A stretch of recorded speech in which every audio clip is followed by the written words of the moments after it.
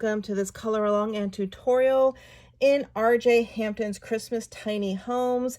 We are going to be doing in this video, or it could be a part 1 and a part 2 video, the Christmas surf, since we're coming out to the end of summer, and to bring a little bit of that Christmas tropical pop and bright colors to our coloring.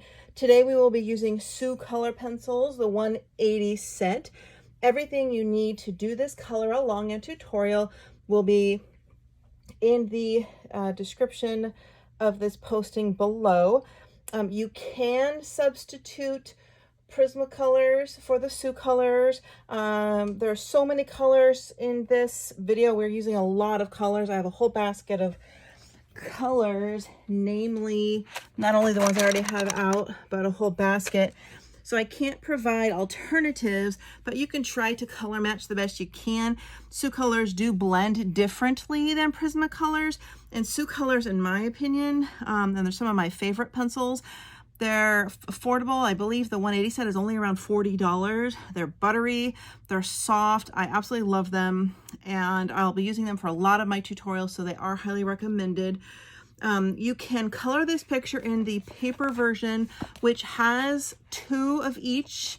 Actually, no, I'm sorry. I don't think this one has 2 of each because it has the paper houses in the back. Let me see. Yeah, this is the only book of his that doesn't have the 2 of each because I believe it has the little village in the back. Well, either way, I believe the hardback is around $16 and has a little bit of a bump of better paper, and then you have the, I think $10 is the normal version, $9.99. Either one will work. Soucolor pencils will work great on all papers. I chose the hardback because there's only one version of each picture in the book, and I like hardbacks. They hold up longer for collectibles once I complete the book, but either version will work. Okay, let's get started. So I have here in my swatch record book everything we're doing. I've swatched out all the colors here, and we have front and back. So we're going to be starting here with the mountain, the roof of the beach hut, and the canoe is what we're doing in this first section. A few things you will need will be a soft makeup brush. This is a Bare Minerals foundation brush, but any kind of soft brush is good for wiping off crumbs, because if you use your hand, the pressure can smear it across your page, and this is necessary, especially also if you're doing Prismacolors. And of course, you'll need your pencils pre-sharpened and ready to go. I am today using my AFMAT Super Fine Point electric sharpener. I've already pre-sharpened my pencils. For these budget pencils, I do tend to use the AFMAT. For the very expensive pencils like the Holbeins or Polychromos, I will use my doll grinder or my handheld cube sharpener because I want the pencils to last as long as possible. Okay, so for the mountain, we have here 171. Whoops, let me move this pencil sharpener. We have 171 bean green, 120 lawn green, 144 grass green, and 140 yellowish green. And I will put the little color card down we're working on as we go. If at any time you want to mute it and play your own music or stream your TV or whatever you do, and you'll see the color we're working on. If you don't need to hear my chatter or tutorial tips and you just want to follow the color, you can do that as well. Okay, so we're going to start today on this little mountain. And I have this all pre-swatched, so I'm going to be following the colors I've selected for that here. We're going to start with the bean green. You can see I have them darkest to lightest. The bean green, the lawn green, the grass green, and the yellowish green in that order. And we will look at the possibility of using a blending stump as well. I have my Soucolor colorless blender. I think they come in like a 6 or an 8 or 12 pack or something, maybe both. I don't remember, but these are amazing. It tends to bring pencil colors together with a similar look of if you were to use like mineral spirits. I haven't used it on this paper, so we're going to give that a shot and just see if it makes a difference. All right, let's get started.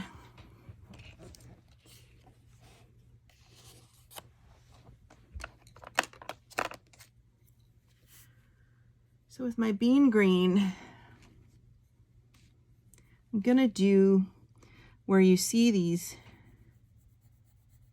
sort of divots in the mountain. You can also do these in brown, but I wanted sort of a Kauai feel. I think of Hanalei Beach, one of my favorite places, and they have beautiful, like emeraldy green sort of mountains you can see in the distance.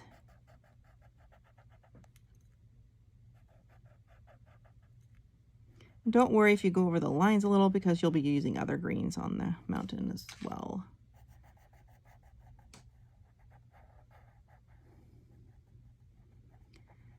And when you're doing mountains like this, you know, there's no particular rhyme or reason to how you blend your multiple colors you've chosen. For example, you can do a brown sort of stripe here, which just kind of shows dirt trails. I like to do the darker in here, which is what we're going to do today.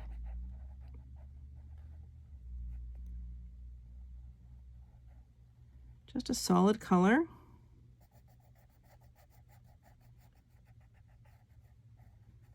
And I like to do a little bit of the lighter color sort of and sort of highlights. Don't have this quite as sharp as I'd like. There we go. It makes a nice long end of this AF mat. I would not use your polychromos. Prismas in there. I mean, you can, it'll work fine. It's just, it gets them real sharp, and Prismas, you don't want that sharp because they're more prone to breakage if it's too sharp. And it'll peel away more of the lead faster. Let's get it all the way down to here.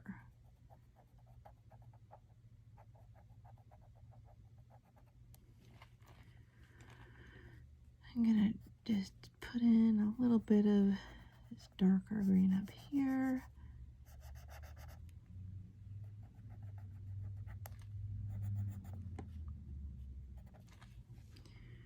All right. A little bit of lines here. All right.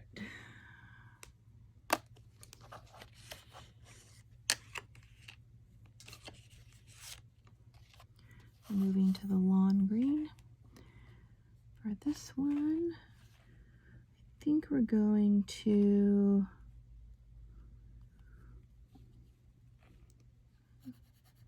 do it kind of around the edges a little, around the top a little.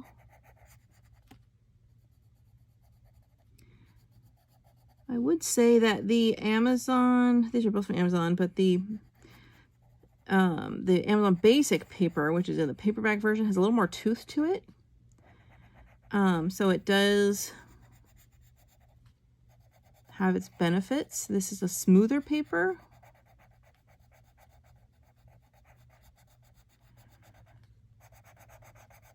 And less tooth. The upside of this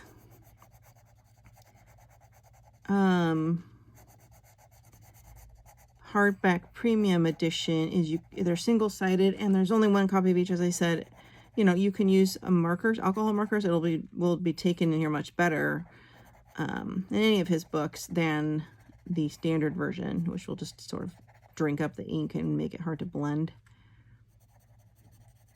So I'm just kind of doing some of this color alongside where we have our green stripes and along the top. And we're going to go back and maybe darken some things a little later.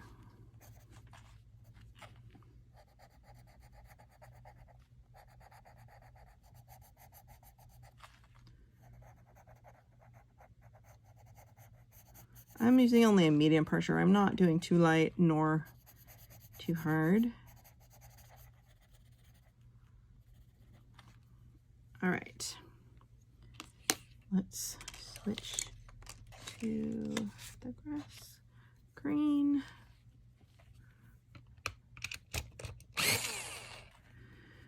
I'm gonna kind of just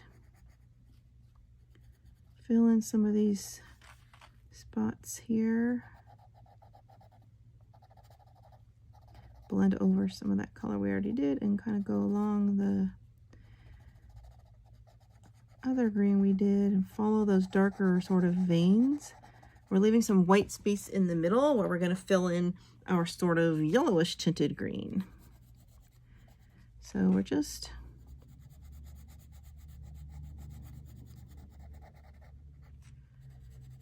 bringing this sort of down. You can blend into that other green we did a little up here.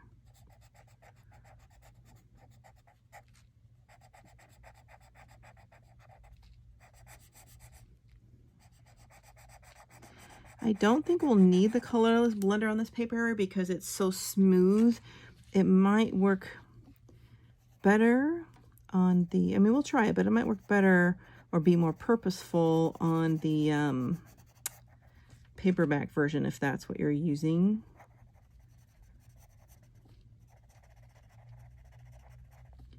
Leaving a little space for that light color. We're gonna lighten our pressure and just kind of put a tad of that color, just very lightly in little wisps into the white. So there's a little backing of it under the yellow. Push this paper down, bulging up a little.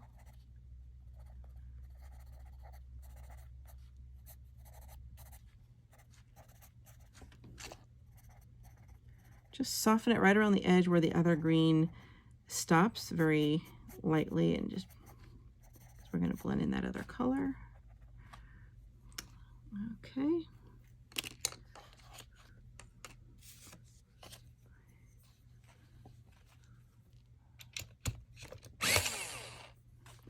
Now I'm going to fill in this white and go up into the colors above it.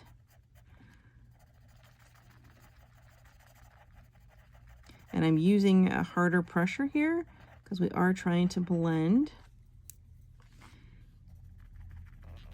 And I'm using little squiggles in these small areas here. And you can see there's this little touch of like a lemon lime almost to this, almost like a kiwi lemon lime margarita.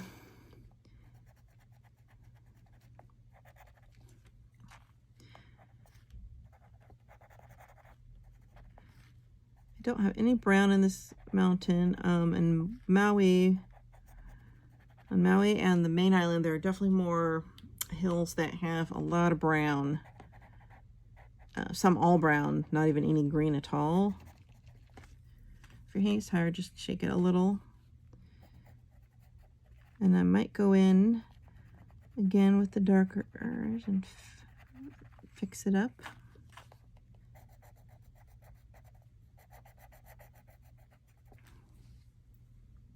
Once we're done, we are using the pressure around the blendable line, particularly where the other color stops and the new color begins, and then all the way down. It's okay to leave a little bit of white here so we can put back in another one of those other greens we were using.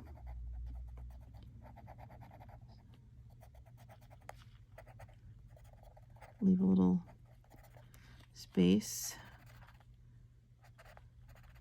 for that. All right, so I think we'll go back to the lawn green. We're gonna go and fill in off some of these more white spaces.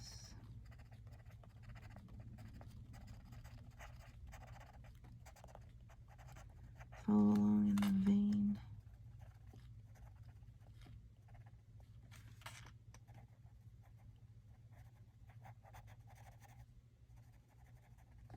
only going over the dark areas right now. I'm not going over the light, the last two colors. If your pencil's too flat at the end, it'll be harder to get into these spaces. It doesn't have to be super sharp. This is like at a number 2, so it's a teeny flat on the end, but it's enough of a point. It's just not a super fine point, which you don't really need. I'm gonna add a little bit of this on the bottom here. And then I'm gonna take the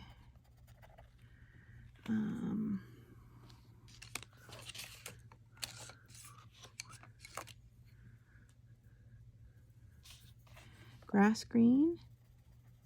I'm going to do a soft pressure now and just kind of blend into some of these darker areas into the lightish yellow we did. I'm using little sort of soft, fluffy little squiggles.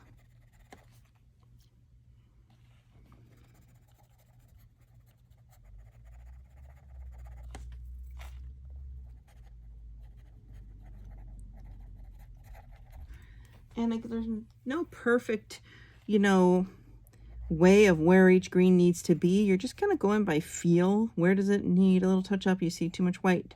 Where is the gradient from one color ends, the other begins? Too harsh. You need to soften it. Where do we want it to pop out and add a little more dark back in? That kind of thing.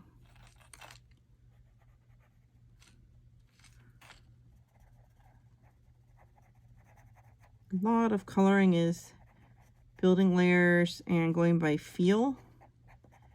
By that I mean adjusting as you go. Okay, I want to go back to the darkest, which is the bean green. I want to go over these veins again. I'm calling them veins. With more pressure this time over the areas we did. I'm going to do a little more right up here.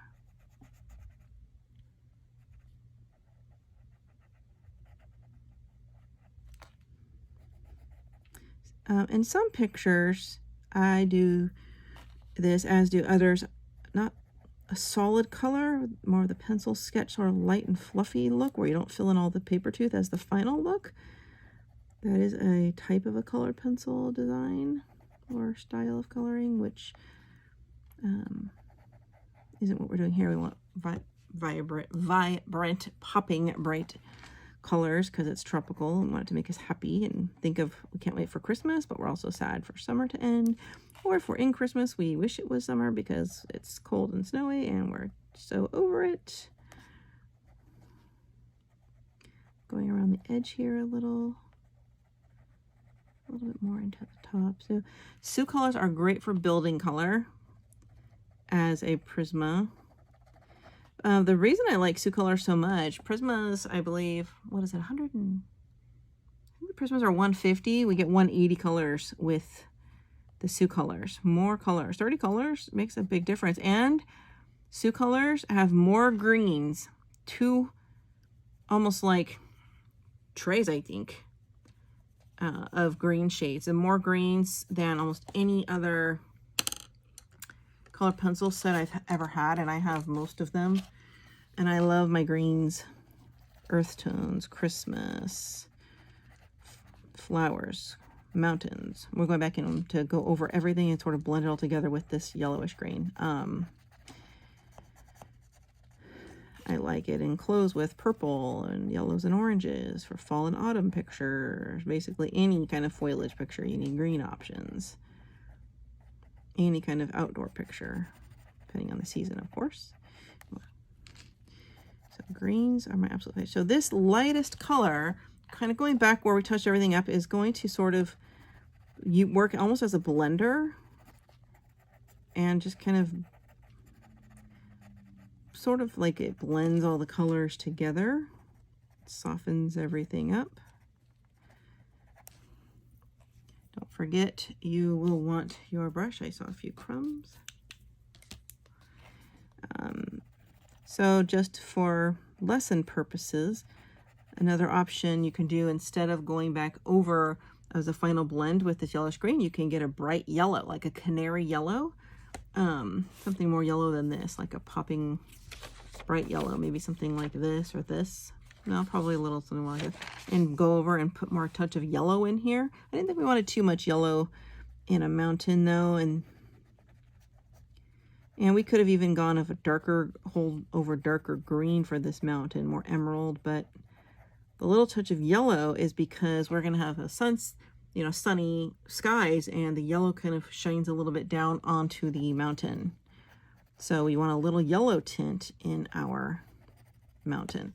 So what I want to give a shot to here, especially around here, if it looks a little mottled, you can always go back over it with dark, but I want to try the colorless blender. This is optional. I just want to see what happens. You sharpen it like you would a pencil.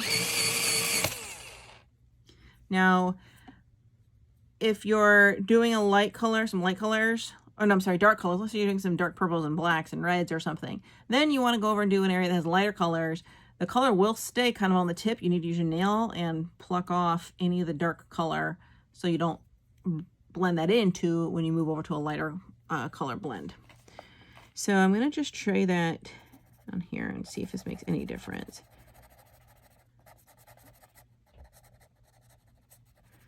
Sometimes some papers it won't make any difference any more than blending with the lightest color does. I'm using it more. It's not doing nearly as much as it would on, I think, the paperback version paper. And I think we did it's doing a little, but it doesn't work as effectively as that yellow green blender, as a final color blender did. But I'm just going over the areas just a little. It does soften like a little harsh line where you might see that darker green. You want it to be kind of more softened where you have the yellowish green. But it's a little more sticky than it is. I can say that this blender works amazing with the Fila. Very cheap, but good, surprisingly, Fila pencils on the standard Amazon paper. Like, I swatched all those pencils in my Amazon paper swatch book and blended them all with this, and it was just amazing, like magic. But then again, paper makes a difference. So you don't have to do this. This is optional. I'm just going over these areas just to kind of give it a little fluff. I mean, it's very subtle difference. It's not overtly necessary. I'm not doing the dark. I'm just doing the 3 different light areas. But it does give a very soft appearance overall when I use a harder pressure and it's lightening it, you can see. All right. I'm going a little longer than I need to on this area just so you can kind of, I want you guys that are, newer with blending and coloring to learn blending techniques and things like that. I think this is sufficient for our mountain. I think I missed a spot right here. If you see any green right around the tree, just fix that. Fix that up right there. I missed a little bit. Look really close. You see a little white too close to the structure. Make sure you touch that up. All right. We are done with our mountain. One thing you can do, this is optional, if you have a Faber-Castell Pitt pen, which I don't have, let me see.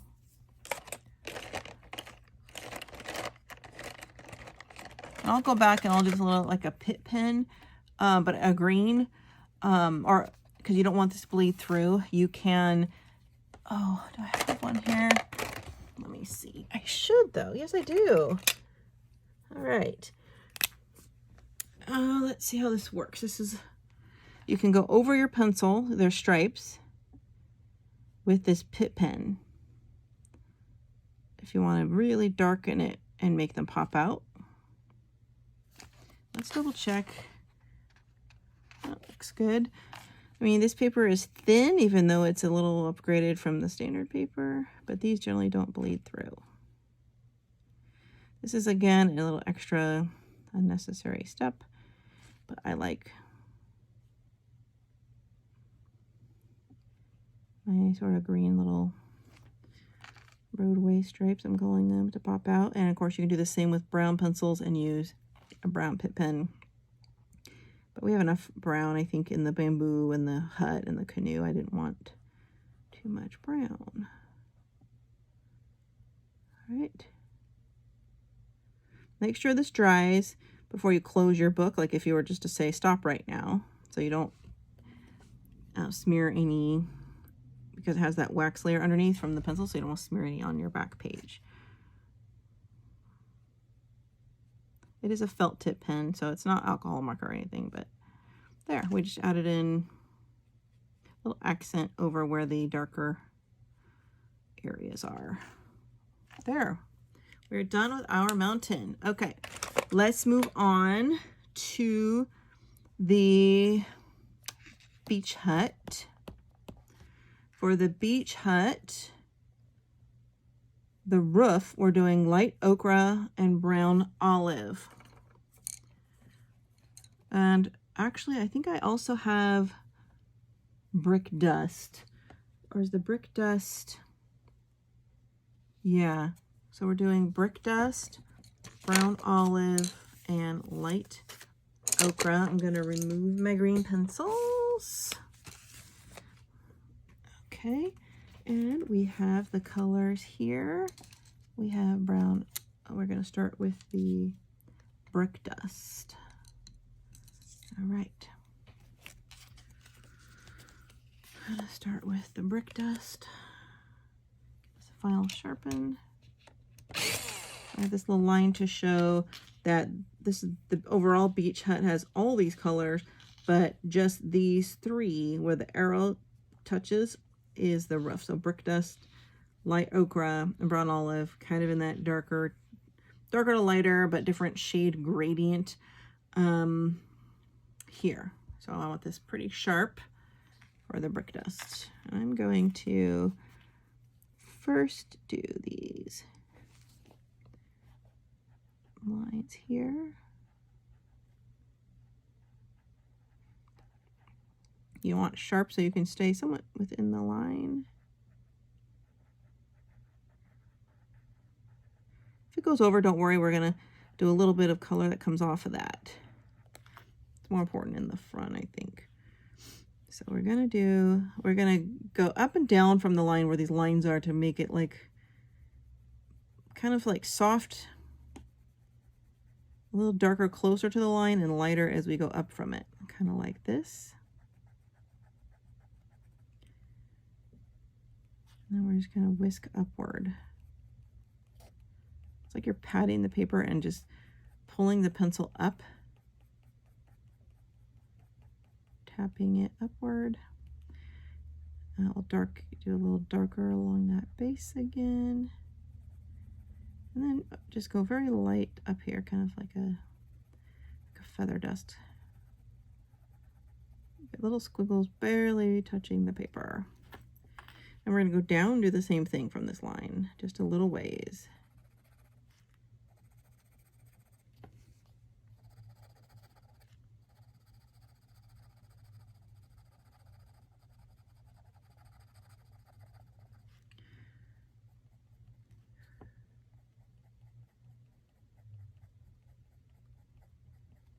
And pulling down to make those kind of little wispies there. And we will bring it about a third to a halfway down, but very light. If your hand starts to cramp, don't squeeze the pencil as hard and just lay your hand to the side and just softly go over it. So you're putting the pencils to sort of fall in your hand. We can fix that up later. We'll do the same here in the center. We're going to go up a little from that line, up a little from this line, just where the little lines are. You can always pinch and zoom in your camera.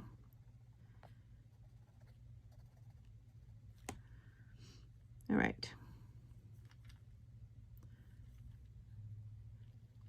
darken it just a little up here, right where these little lines are. Okay, let's move on to the light.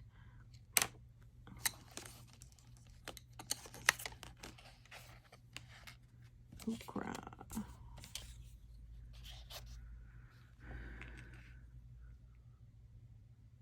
Light ochre. Oopsie. Sure, pencil got stuck.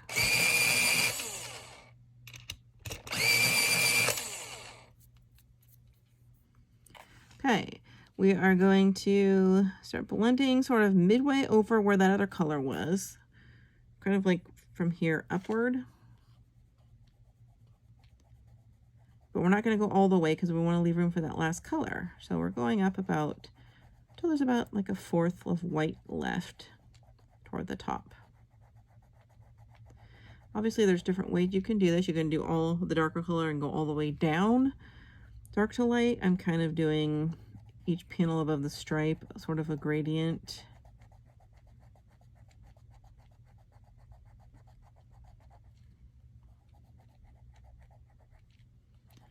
I'm going to go a little darker on the first half.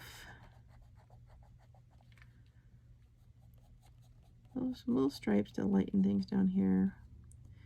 Let's go a little darker on this first half, a little more pressure. And go upward a little. Same over here. We'll go straight up from not too firm where we have these other lines, and then a little bit across right here. Not too much. Leave some white. Doesn't have to be any particular pattern to put in that sort of yellow tan we have. This is kind of like the under layer. Go a little bit light, barely touching the paper up here. So you put some on the white, but you can still see the white, if that makes sense. All right. Let's move on to the brown olive. Whoops, that's the wrong color. No. Yes, right color. Okay. So now we're gonna just sort of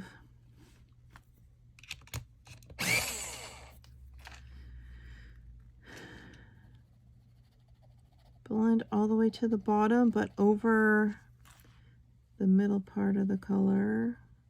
Let's fill in the bottom, all the white with this color.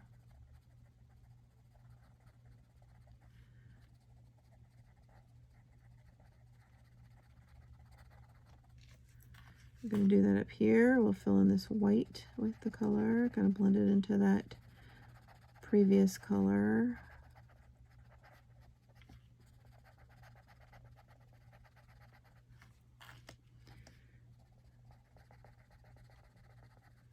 Going to kind of a medium pressure, building up some layers. Going to fill in this white here.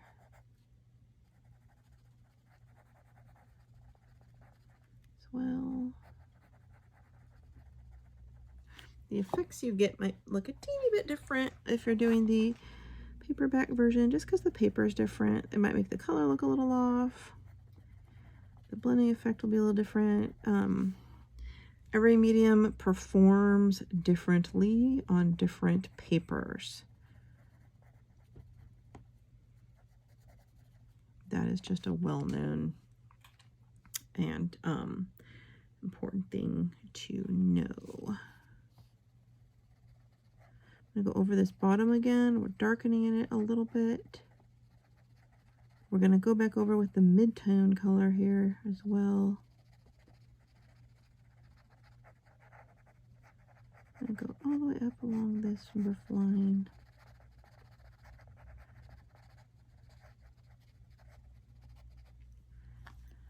All right. I want to go to the the light ochre. I want to go back where that yellow kind of ended and go over it. I'm kind of blending them together using this color. Not fully as the blender, but we're going to go a little bit medium pressure here. So what we essentially did is we got some of that brown olive. It seemed like we're putting it as a top layer, but it's really ended up going as an under layer because we're going back over it with this color.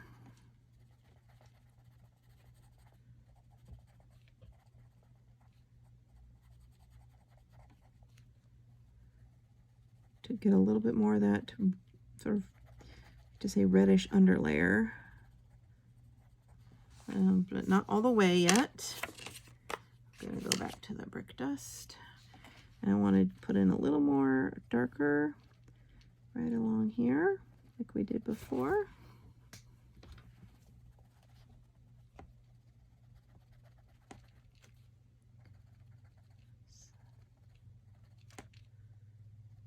On the top and bottom of the line.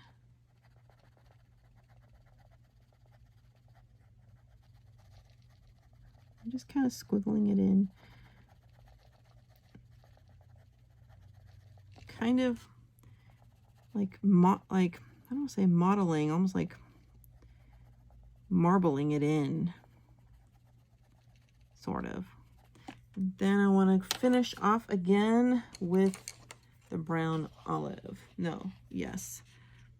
I think, yeah. The brown olive. And we're going to do a final overlayer with this. Let's go up here, over everything. And I'm going to use a harder pressure, and I'm literally going over all of it now.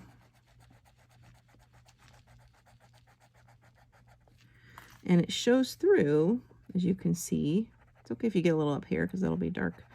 It shows through, as you can see, some of that red tones, but it's now like nicely blended in. So just use firm pressure and color straight on over everything. You know, this is obviously a little more steps to layer and blend on a small space than you need. But in these videos, I want to really teach you different ways to do things. As we go, everyone's will look a little different depending on, you know, where you're setting your color. So we're just using this as a blender color, basically.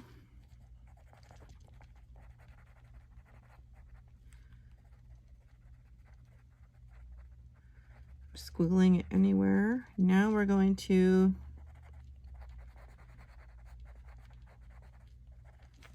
take our brick dust and go over this line again, which you can also do with a sort of a maroon colored Pitt pen if you have it. If not, don't worry. You can also do a dark brown on that if you had wanted. Now we're going to use the Soucolor blender. Now this has some green on it, as you can see from the mountain. So you want to pluck that off with your nail. Give it a second in there, and we're ready to go. And I use small, sort of squiggly, firm pressure to blend it.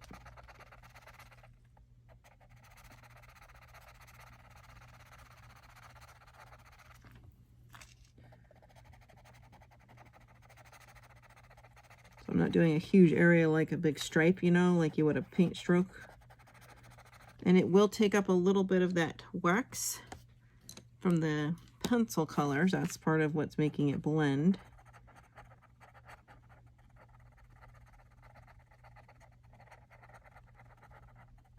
Actually, I didn't say this at the beginning of the video, but, and you don't have to do this again, I probably will use this blender on most of the page so I can see overall myself what I think of how well it worked on this paper. And so far it's not doing, you know, as much as it would on other papers, but it is still giving an effect that I like, so I'm going to keep using it. You can use a Prismacolor blender as well. Honestly, I have found the color blenders are really the best for most pencils I've come across. So I stick with those and buy them in a multi-pack, and honestly they're a little less expensive. They're not that expensive at all. I don't remember, but I'll link below every product I use, and you will use them time and time and time again. All right, we are done with our roof. We'll go in up here with some dark browns after we are done. Okay.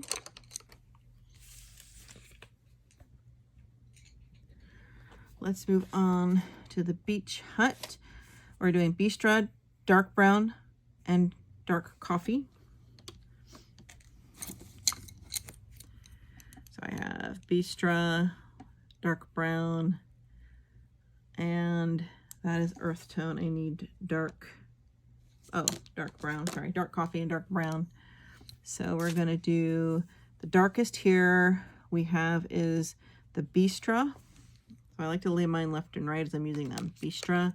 Then we have the dark coffee, which has less gray and more of a rich brown mahogany-ish in it. So that's the dark coffee, which is funny because I think the Bistra looks more like dark coffee. And then, of course, we have the dark brown, which is a little more gray in it, but it's more similar to the Bistra color. You wouldn't want to use the dark coffee as your final color as a blender because it's too dark. Your lightest color should be the one that you kind of tie in to go back over everything, and that's too dark. This lightest one of the three tones is going to work best for that effect. All right. So let's start with Bistra. And I'm going to first do the posts. I'm going to do the ones that have the touch of black in it first, because it's the darkest. I'm also going to use this along the top of the roof. Full on straight pressure, just color in the whole thing. Let's also do it along the bottom in this blackish area. We already see the black frame. And a little shadow there. I'm going to also do it up here.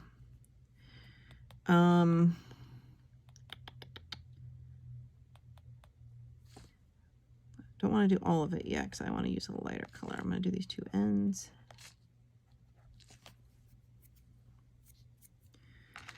I did forget about doing the walls to the inside of the beach hut. Let's just do the one bit of the frame right here. I don't think I picked a color for that.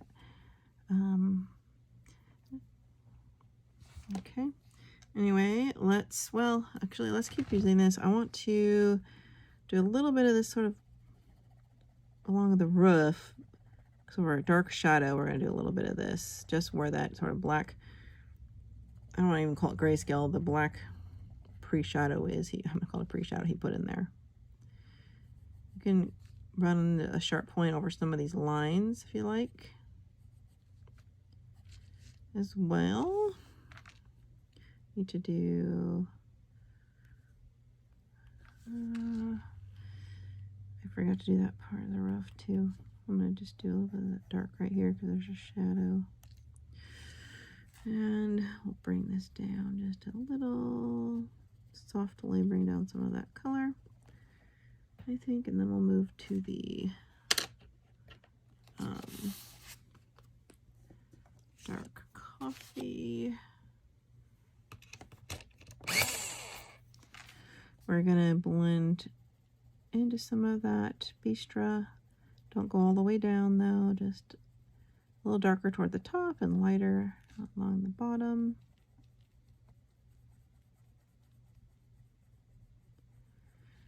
And a little too dark right there.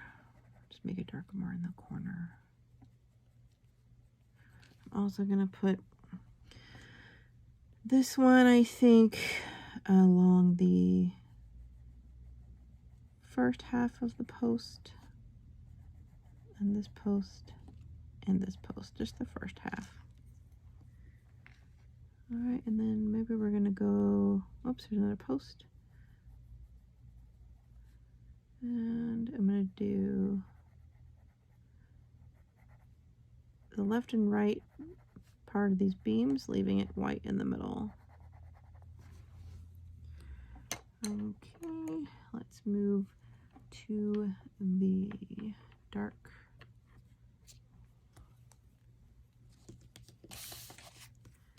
brown.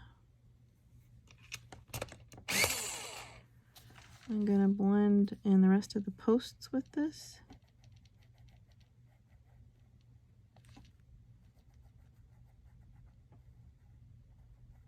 It's actually not quite as light as it looks in my swatch book. My swatch book is a different paper, and again, every pencil will look different on different paper. It's usually pretty close, but that's all right.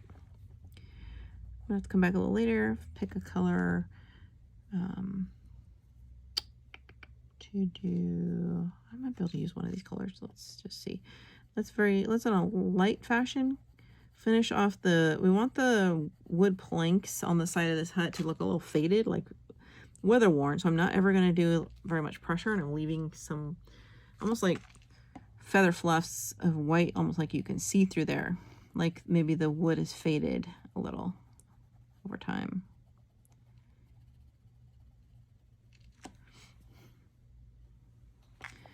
I'm gonna fill this in, but very light in the center as well, just right there.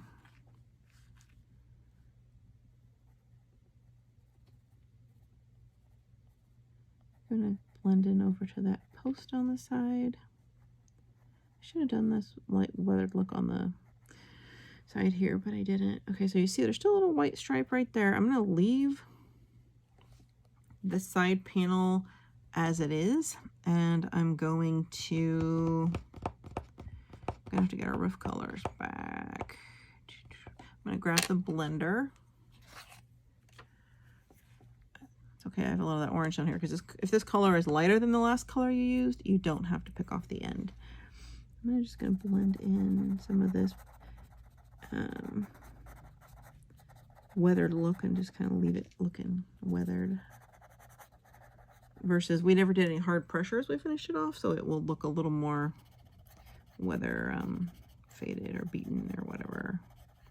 So I'm not blending too hard. I'm on this one like I did the last one. I'm just doing a light sort of feathery touch, like when you first set your thing onto the paper but don't push. That's how I'm doing it.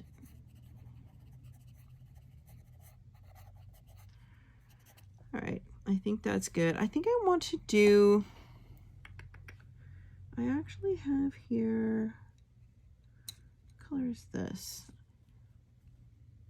I need to get a gray for that. We need to finish the roof. So I want to grab our roof colors again, actually. I want to grab the roof colors again and use, I think I want to use, not the brick dust, let's use the light ochre, maybe. Let me look.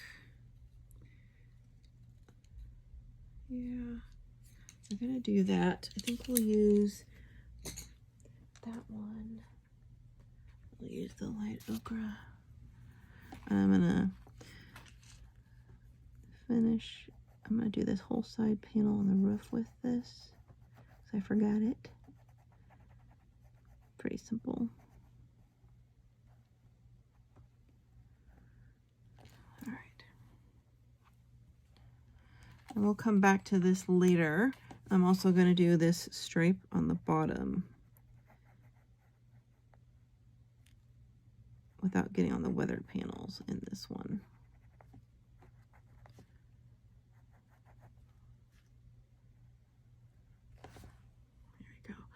And then I'm going to put a tinge of this lightly over the top, and then we're going to go back over it with the one of the dark browns. The sort of V lines there. So it's very pale. We're going to go back over it with the Bistra. So let's go back over it with some of this I have to figure out as I go, because as the colors come together, I have to see what looks best where. Make sure it's nice and sharp.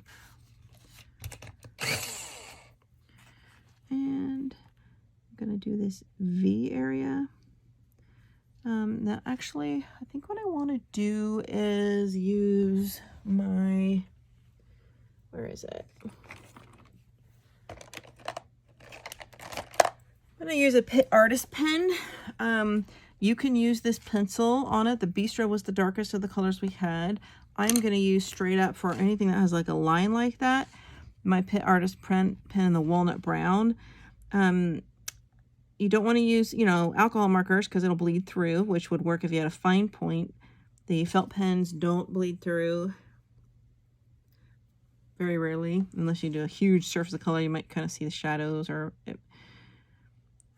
but you can use your dark pencil, just get it really sharp. I'm just using the Pitt pen if you have that, or any kind of a dark brown water-based medium that doesn't bleed, that you can use as a fine point as well.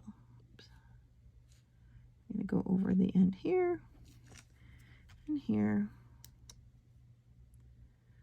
I think that looks good. I think we're gonna leave it. I feel like I need to use this to go right in here as well. Now, theoretically, you could have used this brown for more of the striping in the middle. I can see how that could look good too, and you can go straight over and do that if you wanted. But brown is more significant for wood, and this is more of a thatch, not a wood. That's why I didn't. All right, so we are done with the beach hut. We'll come back and do the inside parts later. We're going to do the canoe now. All right, so for the canoe,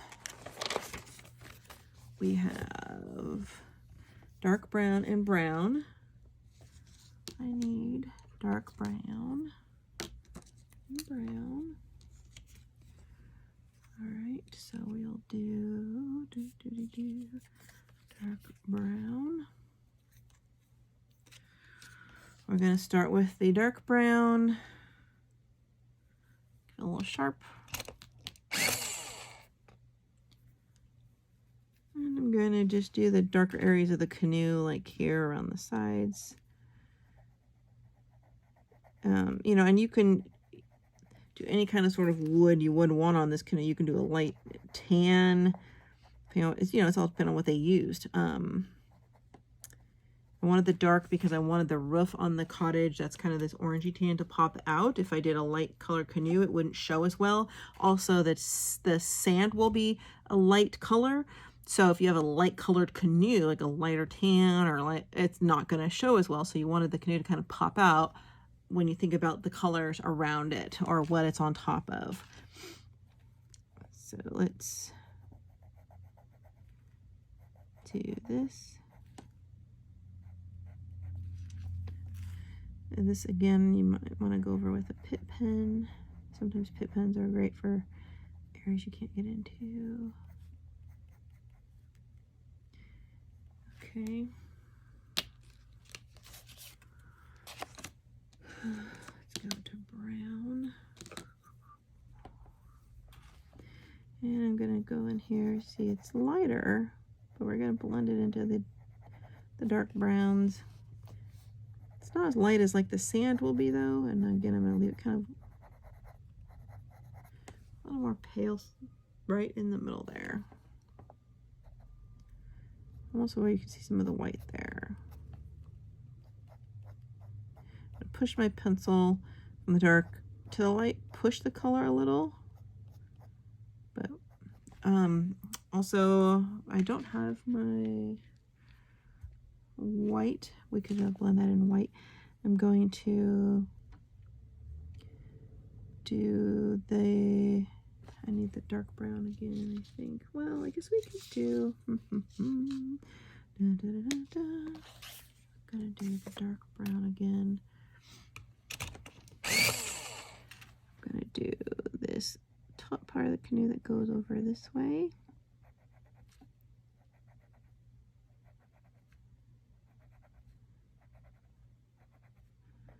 Don't want to go over too much because we're going to have ocean water there. So and I'm touching up here to Touching up along this sort of stripe here. The inside of the canoe, we're gonna need to do,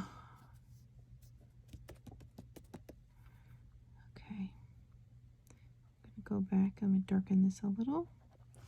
All right, I think I'll do the brown again. And even lighter than we did on the outside. I'm barely gonna touch it here so it's even lighter than this. I'm thinking of making it look like there's some water splashed in there. Maybe putting a little water when we do the water into here. So I'm not gonna fully cover it.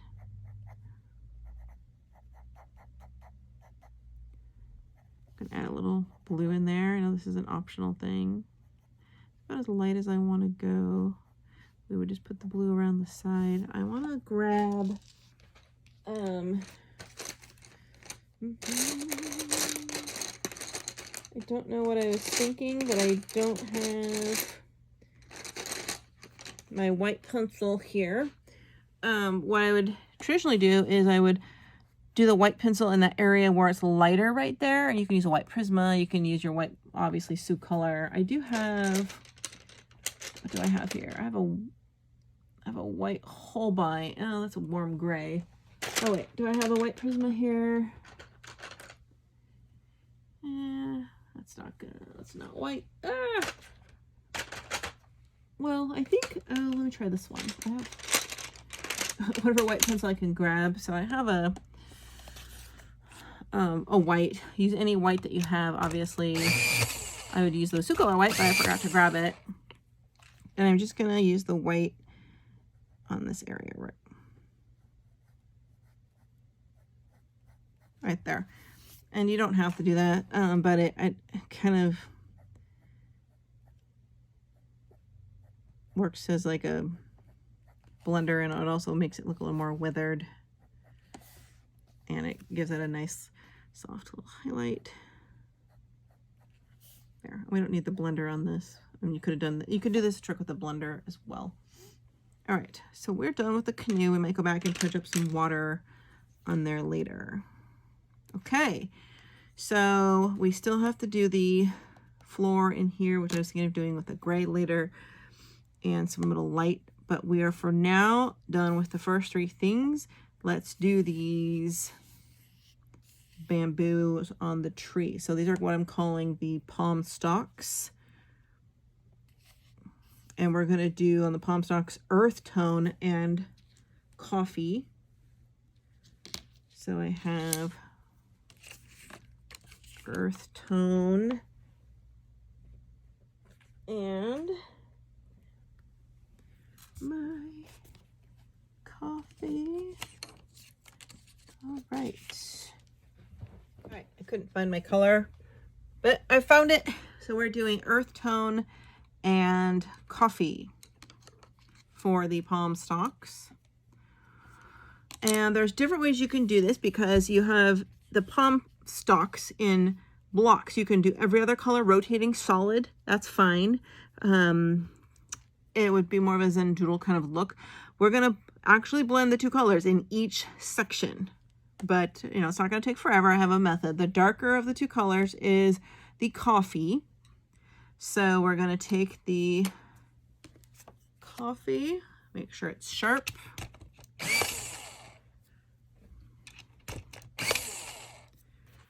And I'm going to,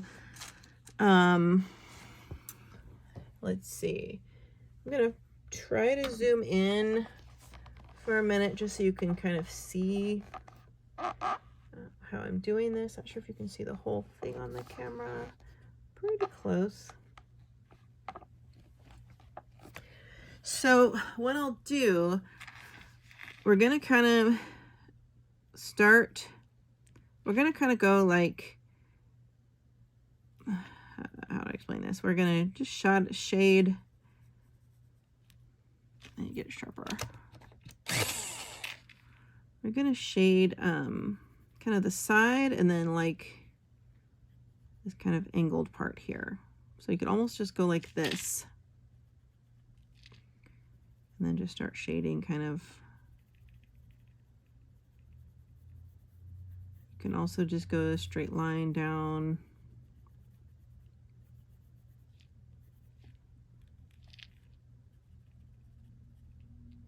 Can't seem to get this one. There you go, sharp as I wanted. And I'm going to use my brush. I'm going to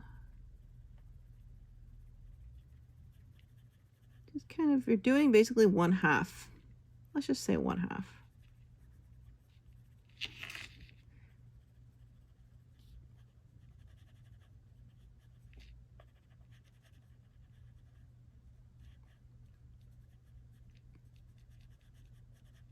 See where I'm going with this? So you're doing along the line and then kind of down. And maybe bring it down a little bit. It doesn't have to be any exact particular way. It's just kind of the concept. So we kind of created a friendship bracelet kind of a pattern here.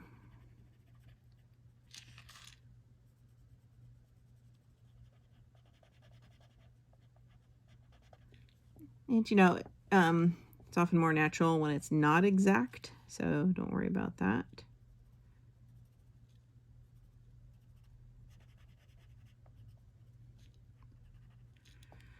The goal is just to leave room for the other color.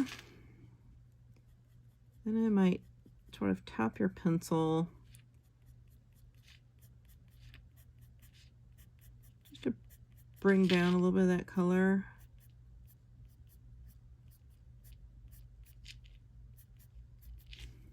Now before we go on, let's go ahead and see how it looks. Make sure I get this sharp enough.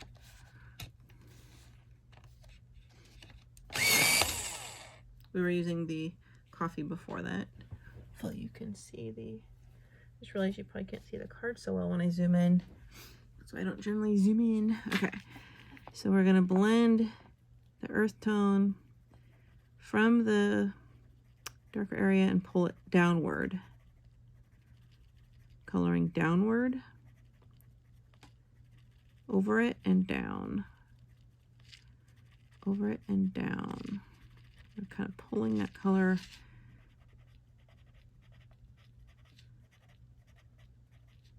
down. Go back and fill it in where we can. Didn't get any here, but that's all right.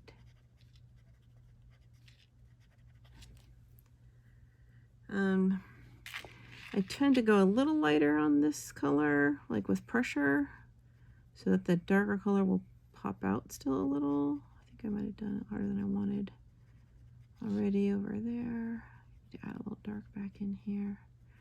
Certainly this is the longer way of doing it. I'm trying to get a good blend. You can just straight up do solid color if you wanted. So I'm now doing light pressure everywhere that's left so that you see the color difference, barely touching.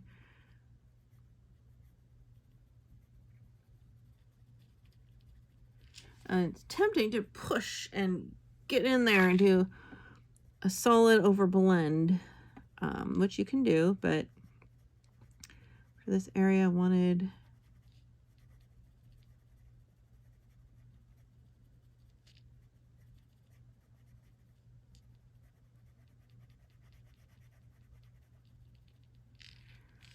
a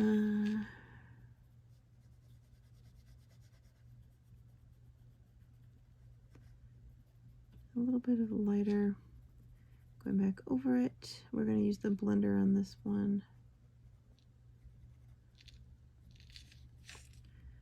I need the darker area to touch that up.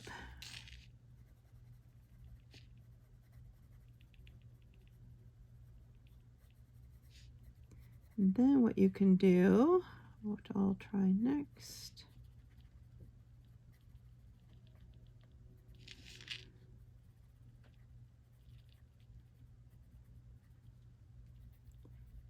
need to work that a little more, but I'm going to switch to the coffee. And I'm going to darken this first section where we first did the, just just a little bit. I'm going to zoom back out in a minute once you see what I'm doing, because I like to see the overall effect, how it blends into the picture. So I'm just darkening that first section again.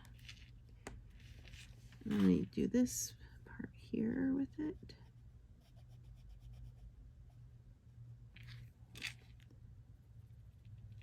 I'm going to lighten up my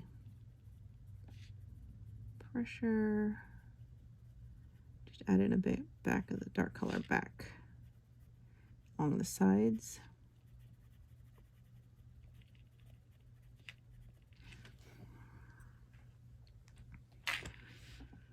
Sometimes I go a little faster than I normally would, because I don't want, you know, all my tutorials for you guys to be 5 or 6 hours. I'm sure they'll be probably 3 to 4, but if you go really slow, the effects you can get are even better. So we brought some of that color down to the side. And then I'm going to switch again to the earth tone. I'm going to lightly do just the light areas, and then I'm going to go over with a blender and we'll see what happens. When I plan my color palettes, I do it by looking at my swatch for the pencils and the picture. And I kind of look at, okay, palm fronds, what couldn't we do?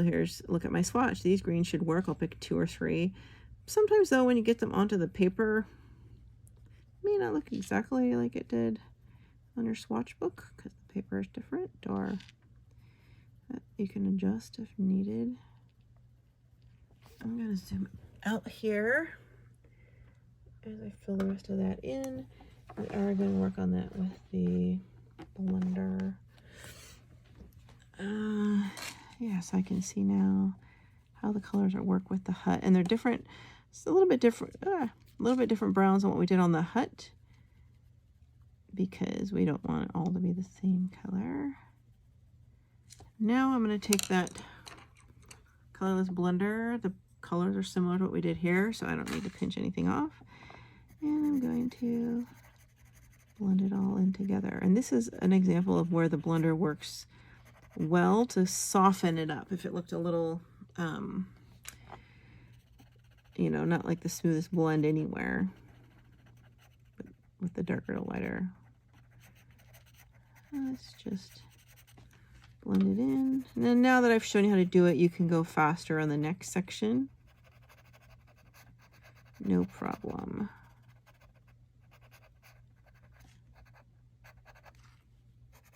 Not going to blend where we have a solid line, because we want that to stick out. We don't want to lighten that up.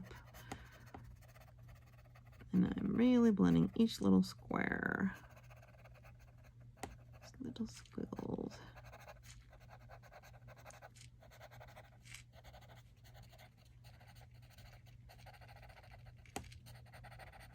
All right, so overall, this looks really nice, and I'm gonna see if I did zoom in, you can kind of also see some of that final look we got there. Now you see little white specks. I'll take my pencil and I'll dab into that, you know, for fixing, because I'm pretty far away, my eyes, from the camera, because I have my arms reached out, so I'm not looking up that close, but I'll take my earth tone and dab in if you see any little white spots you missed.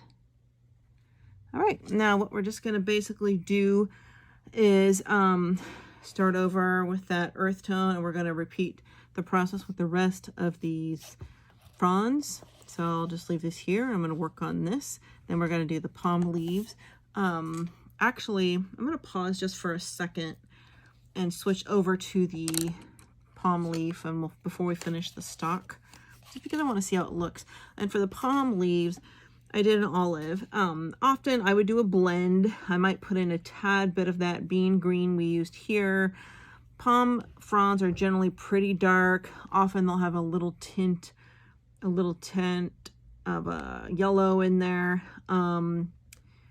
So we can even put in a teeny bit of this earth tone with it. So I want to just sort of play with this a little before we move on to finish the stalks. So let's go ahead and do this. I don't know, sort of a light but steady motion. I'm gonna do the side and bring it in a little lighter in the middle, a little more solid on the bottom, a little darker along the side, lighter in the middle, leaves that white there. I'm gonna zoom in for this as well. You guys need to see this as well. All right. It's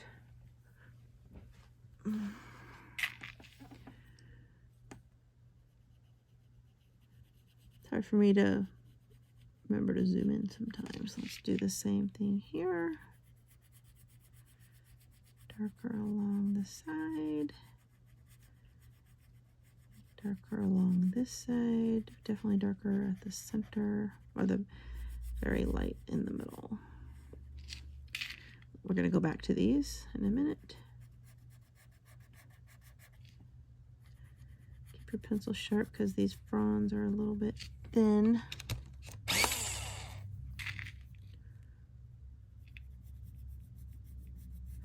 Basically, coloring the exterior center of the palm leaf darker and not touching so much the middle.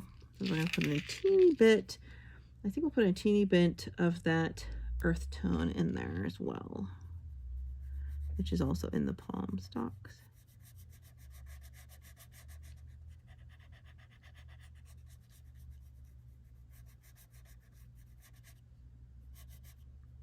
They don't all have to be exact. So maybe for the outer one, I'm not going to do this side. I'm going to put all the green more heavy to this side and at the base. Okay. The base is solid.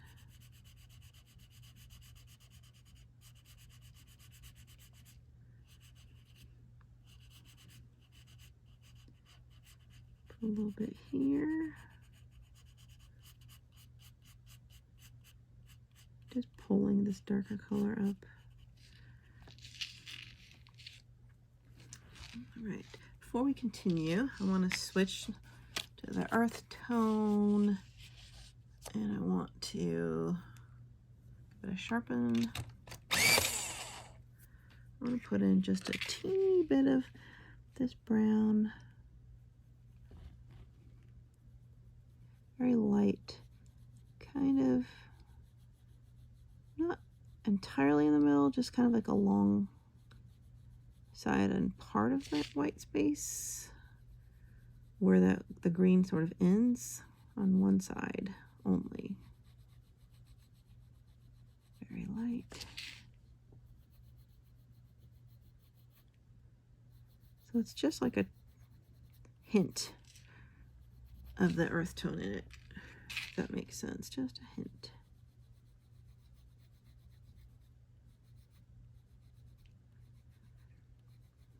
I'm about to take a break for a while after this, but I'm going to find my white pencil because I actually need it for this part, but I'll use my Holbein pencil right now. All right, let's go back to the olive, and we're going to go back over the light to medium pressure that on the very end, and then really light kind of around the brown, but leave a teeny bit of that white stripe right there. I mean, there's a little, you see what I'm saying? Like, we'll go over it, but we're going to make it kind of a light color right there.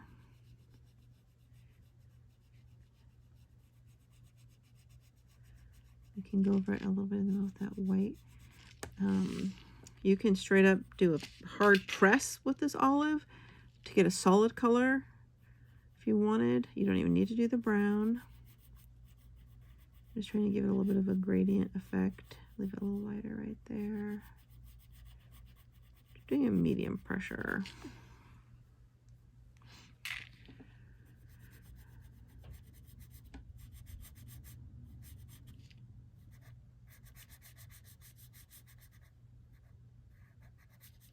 Maybe a little bit of this white right here at the end. Blending a little bit over that brown color. Very light pressure over the center.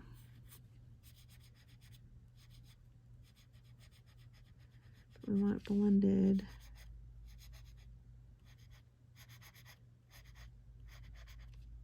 So I want to take my white pencil, which, oh, for me, I'm using a Holbein, but you guys are going to want to use,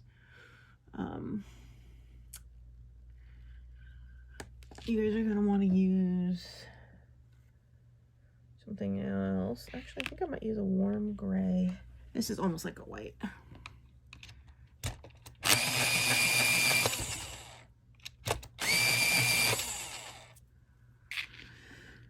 I just want to see, kind of like right here we had that white area. Do that right there. And it kind of works as a blender. It also kind of softens up the colors a little, putting in just a little.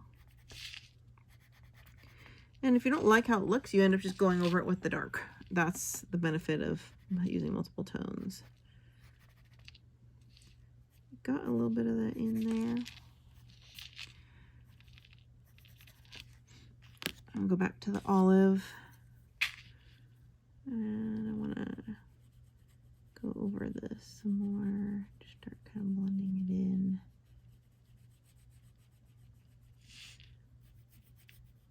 A little more green along the sides.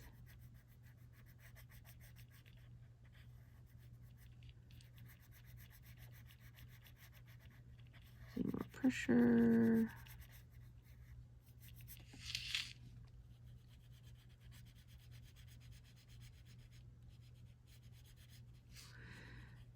If you've been to Hawaii, for example, most of the palms are dark green, but you do see some tinges of brown every now and again in them, depending on the time of year. So, for example, you might want to do a little more brown right along here. This earth tone. Try to bring it kind of together.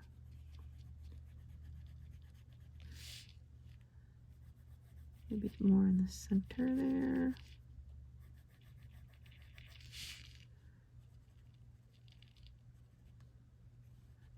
I need to zoom out before I keep working out to see my overall effect, what I need to do. So I think what I'm going to do is just grab my blender now.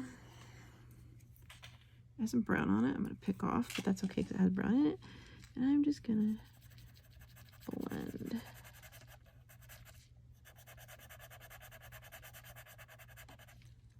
And this is actually whitening it a little, which is good.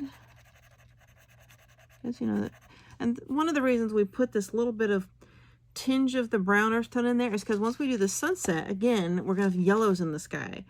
So the yellow reflection would hit, you know, the leaves or hit the mountain. And so a little tinge of a yellow or an earth tone with a yellow undertone, because this earth tone has a little bit of a yellow to the color mixture of it, it's going to look like a nicer overall color palette in the picture and brings all the colors together, if that makes sense. And you'll see once it's done. But yeah, so this is working nicely. We're blending out. This works, now that I'm doing it more, this blender on this paper is working better than I originally thought, which is nice.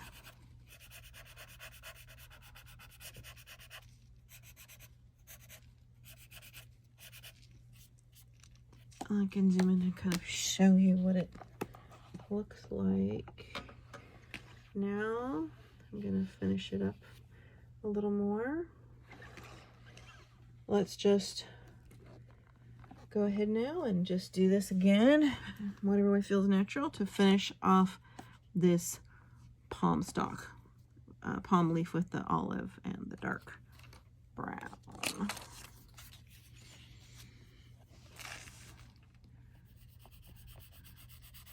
I think I'm only gonna do the side and leave the underside, since we're kind of, the leaves are sagging down. We're gonna have it be lighter with the yellow tone closer to the light here.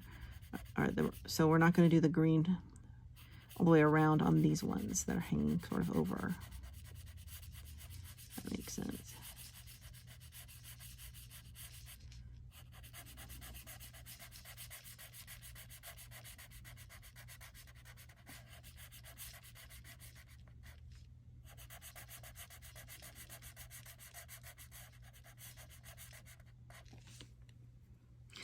And I know it feels like it takes forever in these videos, but I'm trying to teach you guys stuff. If you're more experienced, intermediate or advanced, you can just follow my color palette and do it faster, you know, using my color cards and not have to listen. That's always an option.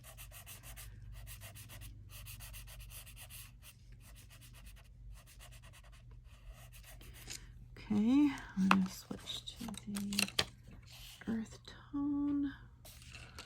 I'm going to put some of that brown on the side that's facing downward, where the color might look a little more yellow-brown tint from the light reflections.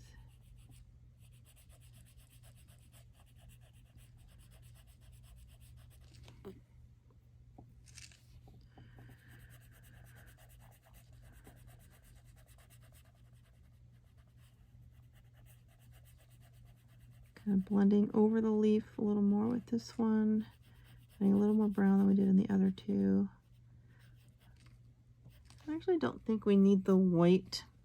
Didn't do quite as much as I had hoped it would on the last part, because we can probably achieve that effect with the blender. I'm going to add more brown on the underside of these leaves.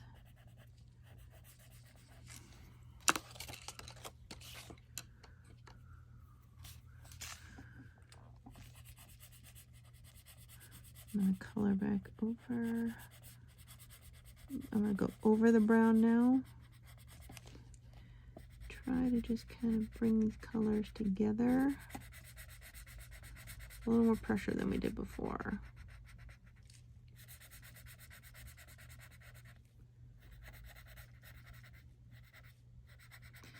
Your goal is to fill in any little white spots, soften the transition lines between one color to the next.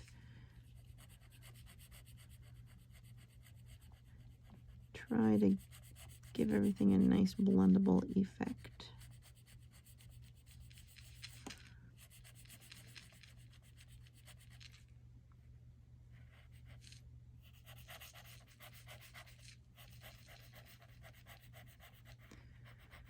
All right, so I'm going to get my blender now.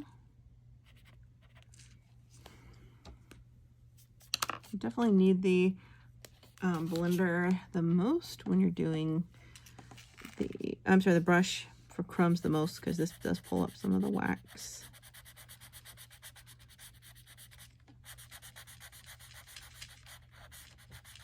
After we finish the palm stalk, we will move on to the parrots and the foliage and the sand, and we are working our way down.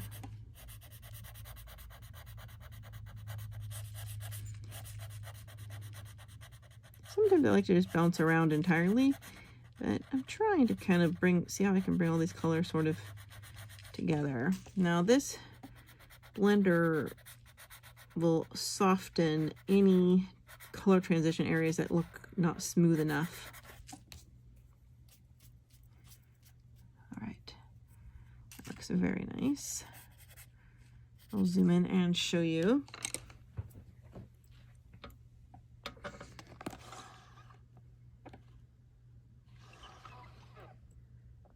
Let's continue our palm stalks, and then we'll move on.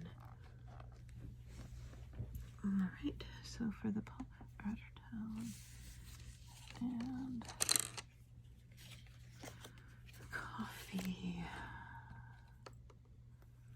I'm going to do what we did before.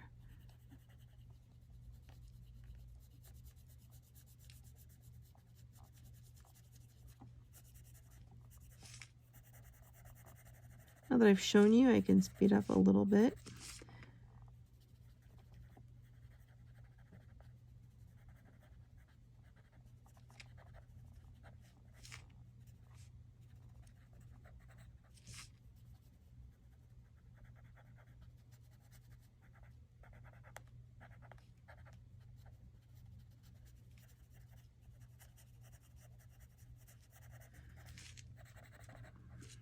All right, let's switch to the earth tone, fill this in. Using less pressure, so you have it looks definitely lighter against the other color. That creates more of a shadow.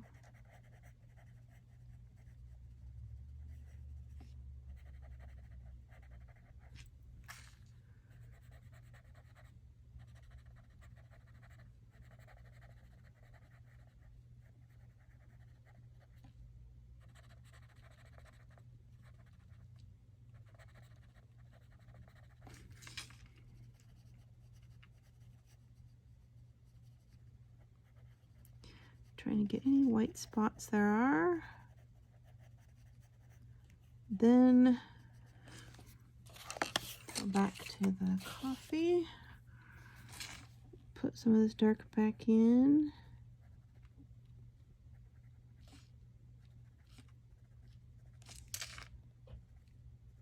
Also, looks like I forgot this area down here.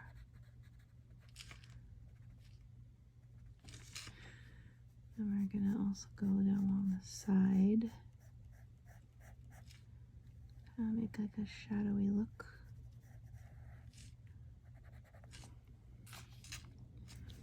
And then I'll switch again to the earth tone.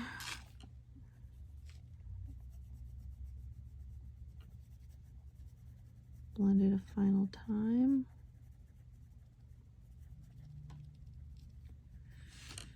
It's okay if there's still some little white areas because we're going to use the blender. Stick. I'll show you a trick. If I got a little brown right there on that white, I would take a white gel pen and I'd go over the white and let it dry right there before I did my sunset. I have a Derwent eraser somewhere. It's not perfect, but it sometimes it works, but I like the white gel pen trick better. Try to blend every little square separately. So that's nice and soft.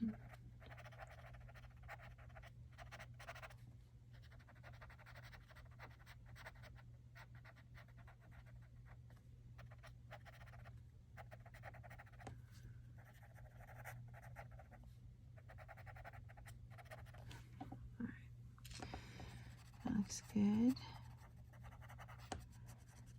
And now I will speed up the process now to do that with the final palm frond stalk. I don't know. I'm not sure I know the correct names for certain plant type things. So let's see. Let's start on this top portion. First thing I want to do is kind of run it all along the side. Yeah. We're on the coffee. Let's run it all the way up the side. Like a straight up line. Bring it all around there a little dark.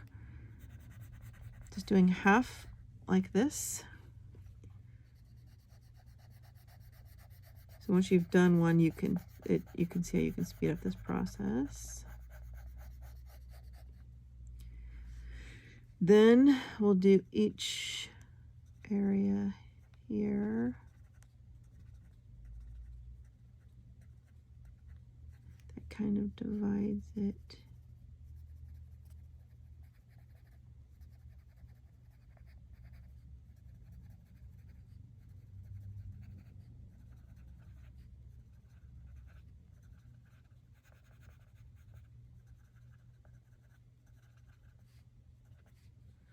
Then I'm going to very lightly, barely touching the paper,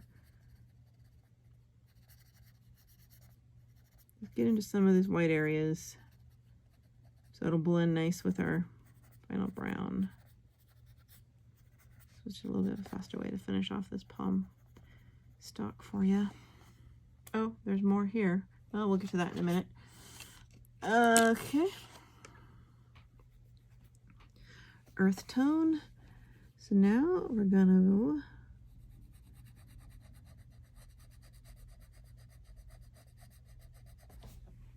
blend all our colors back in very light. I can actually go straight across this time. Very lightly, unless where there's a color transition need from the one to the other.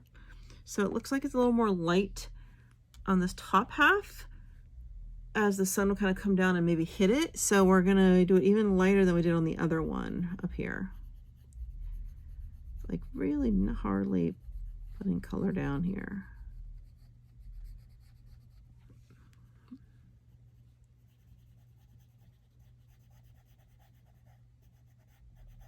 I mean, it is hard to get really realistic effects if you're not like a art school professionally trained artist, and even then depends on the paper and the mediums you're using.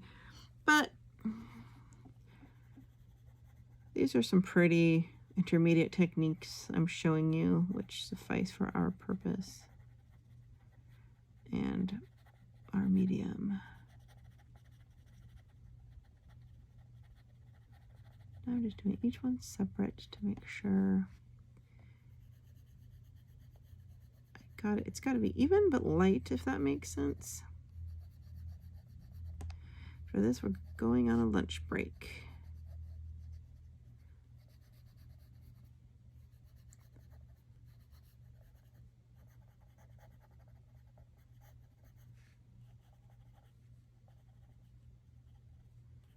So one last time, I want to switch the coffee. This one's a little lighter than last one we did, and I want to run this down the side again, back over. This is where we originally started. Running it down like this.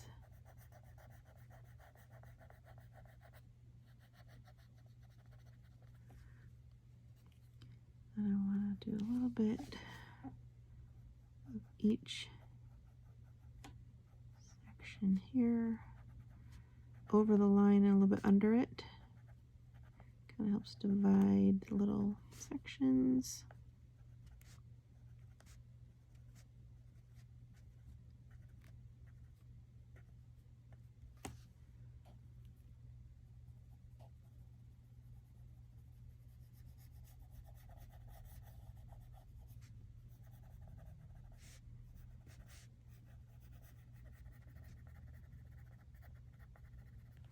And one final time, the earth tone, then we're going to move on to the blender.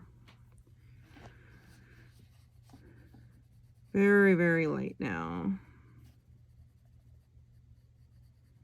Make sure you want that sort of pale tan, the very light areas to be even, but light. Very lightly going over it.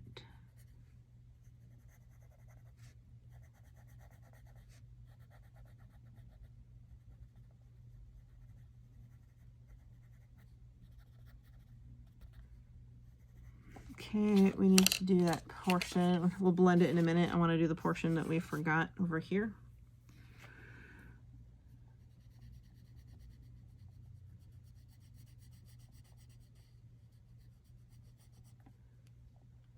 I think that's all right. I can't tell. I think that's it.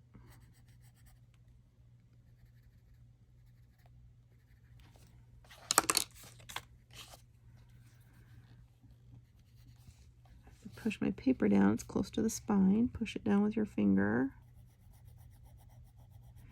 Use it very like a light touch here.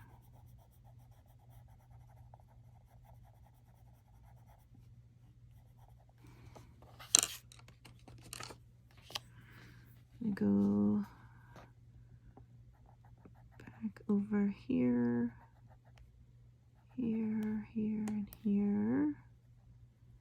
Yeah, a little bit dark right back along that side right there. And now we're going to do the blender and we're done this portion.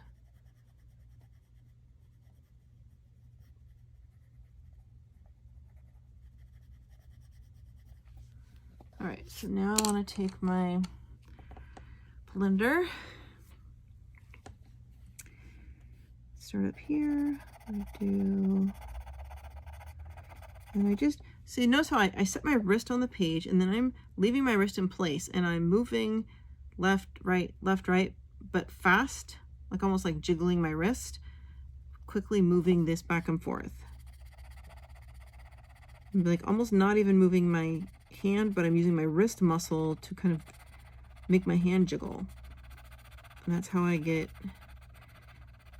you don't want long strokes with your blender, like with the paintbrush. You want these cute, quick little jiggles. I like to call them the little jiggles.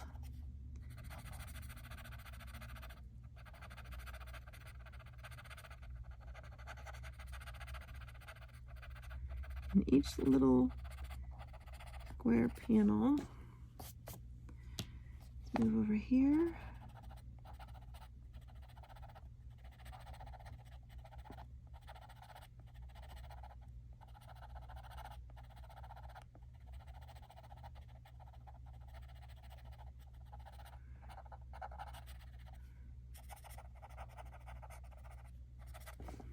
All right, now you'll see once we get the sunset done, how this is gonna look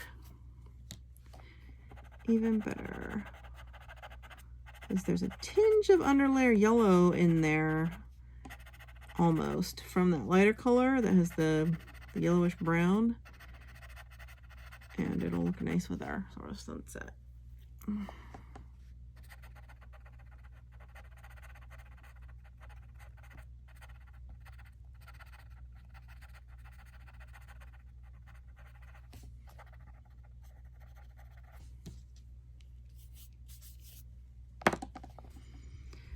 All right, well, we're about done here with this section. I'm gonna go have my lunch. And I do need to put a little bit of brown into the frond. Hey, kitty. Kitty wants lunch, he's rubbing my leg. And anywhere where you miss some spots, just fill that in. If you see any little white spots, but overall this looks nice. And if you want to soften it up more, you just keep on doing this.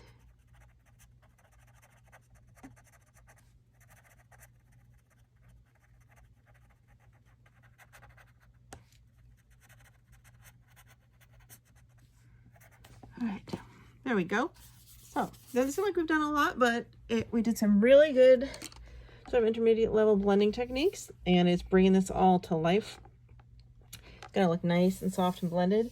Next thing we're gonna do is the greenery here, then the parrots and the sand. Okay, so finished my lunch.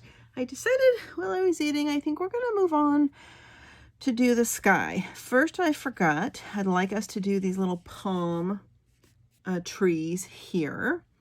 And I think we're going to use, I sharpened my pencils in my dull. I got them a little sharper than I could get them in my AF matte. And we're going to use the two colors we did over on the cabin, the Bistra and the dark brown. So let's do that. So let's do the Bistra. And for the palm trees, you want it very, very pointed because they're so skinny. Theoretically, you could use, and I thought of this, your brown pit pen, but you wouldn't have any gradient or shadow. I'm gonna get a really, really, really sharp of my two pencils. I'm gonna do the top part of the palm tree, the bottom part, and the darker shade.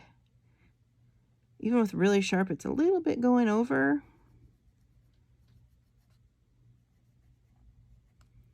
All right.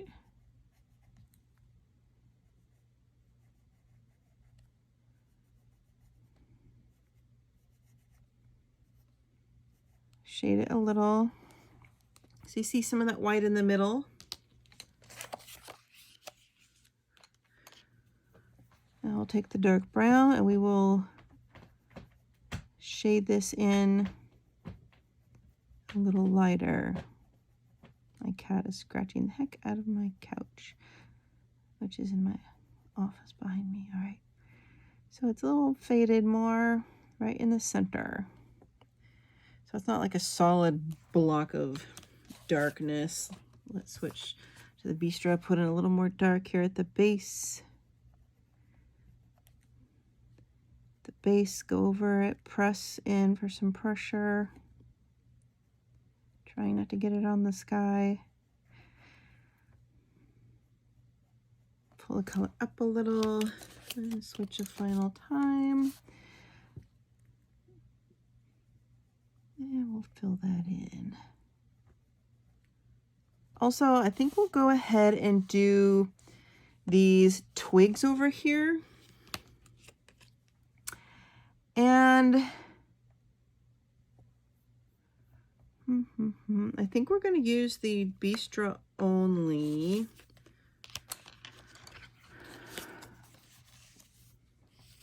We could almost use the pit pin here. I think I want to do a solid color on the Bistro.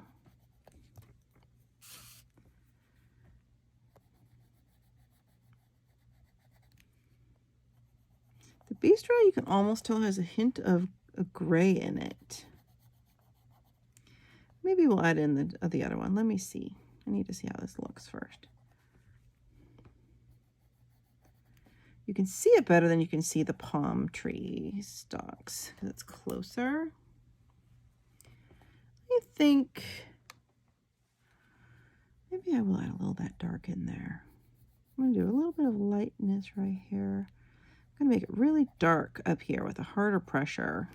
So this darkness will really stand out over the sand. Just solid color. Then I think we'll try the dark brown. And I'm going to fill that in a little more light. And then I'm going to pressurize it. Pressurize it. We're going to push it in there really hard. So it's solid. We don't need any of that sort of palm tree faded highlight or the, you know, the weathered look we did in the wood. We can blend a nice creamy solid, and we won't need the pencil blender for this. We want it to be dark and not sort of fluffy and soft, which the blender tends to fade out. We're just going to straight up blend in the two colors. So you do see a little gradient. Your eye kind of goes to the center because it's a little lighter than the top parts. We also have another one here. We'll switch to the Bistro again. I'm going to do this one here. There's one, what do you think? There's, okay, so this is technically the stalk on the leaves. I don't want to overkill the green though. I'm going to hold off on these till we get to them. I want to look at a few of the other browns I have. All right, so now we just have the twigs. Let's work on the palm leaf. So I'm going to take the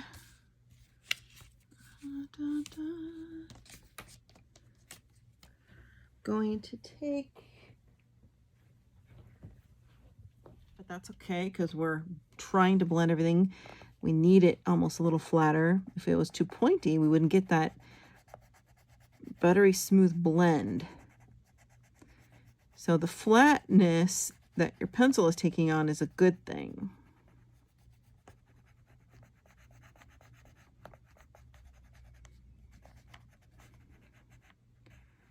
We're just getting down all the little white spots I missed. Shake your hand out. Woo! We are going to bring this down just a very light right here so we can move into the next color. Just a teeny bit right there. Little transition of color. Barely touching the paper because we're going to go into some yellows. All right. And we don't need to do that here because we're actually going to use the tree as the divider. Let's get the crumbs off. Now my pencil's getting pretty flat, but that's okay because we're trying to blend everything. We need it almost a little flatter. If it was too pointy, we wouldn't get that buttery smooth blend. So the flatness that your pencil is taking on is a good thing.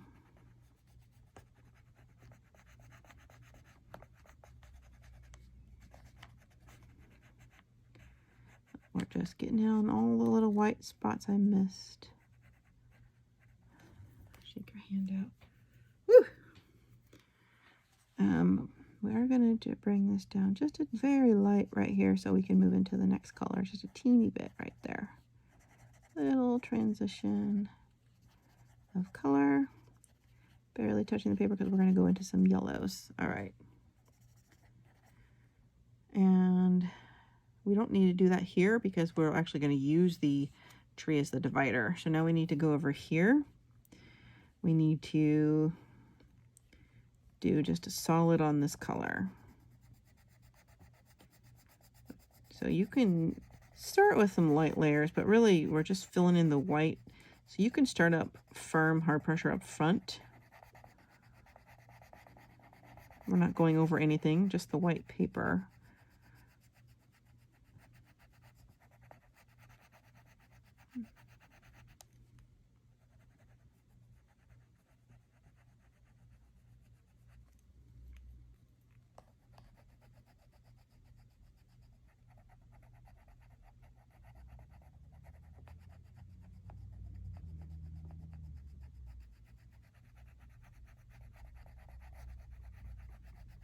All right.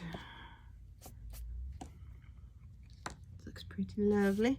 So we're lucky here too, because these leaves here work as a nice transition point as well. And in fact, since we can't do as much yellow over here, because you see the beach is lower here than here, I don't want to go, I don't want to go all the way down quite as low. We're just going to go down a teeny bit with this color because I want to be able to show a little yellow. We're not going to be able to show much though because the yellow comes lower.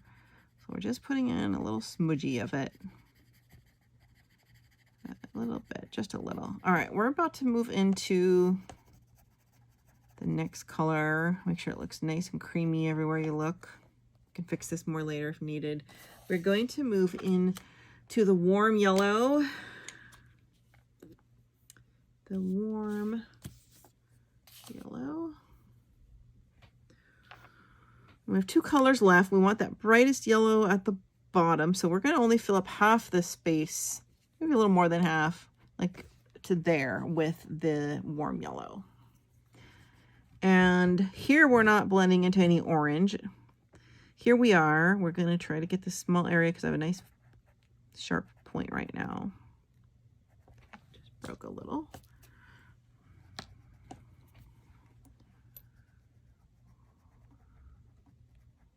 Now you might sometimes when you're doing that burnishing feel some crumbs stick to your tip. Just take your 2 fingers, do that, pull them off. Okay, gonna get right here. Now we can blend into this orange. It's a very close color, so it's okay to just blend right into where that one ended and continue on. There we go. And I'm gonna fill it in.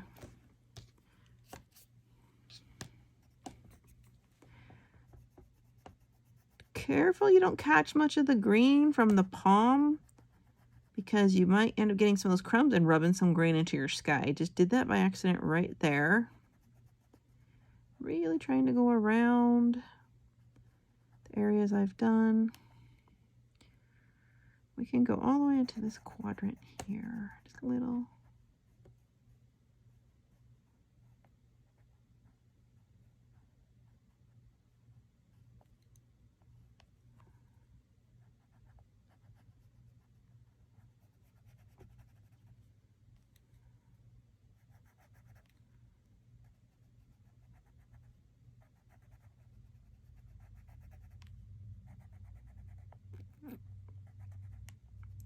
filling in all these little areas here. It looks a little, so that right there is where I did that white felt pen. A gel pen would have been better. So the orange I'm doing on top of that white is actually made it look a little darker right there. I'm sorry, this warm yellow. So you almost see this little spot right there. Gel pen would have been better, but that's no big deal. I just wanted to point that out. All right, this is looking lovely. We're gonna go down just part of this way. It's about right here to where the other one ended. So kind of straight across. Let's do it a little bit lighter here because we want to blend the bright yellow into it at the end.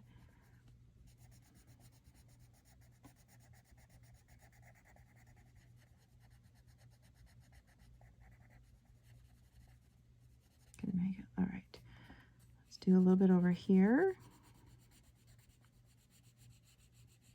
Lightening it as you get more toward the bottom. We'll stop right about there. Just make sure it's kind of uniform. All right.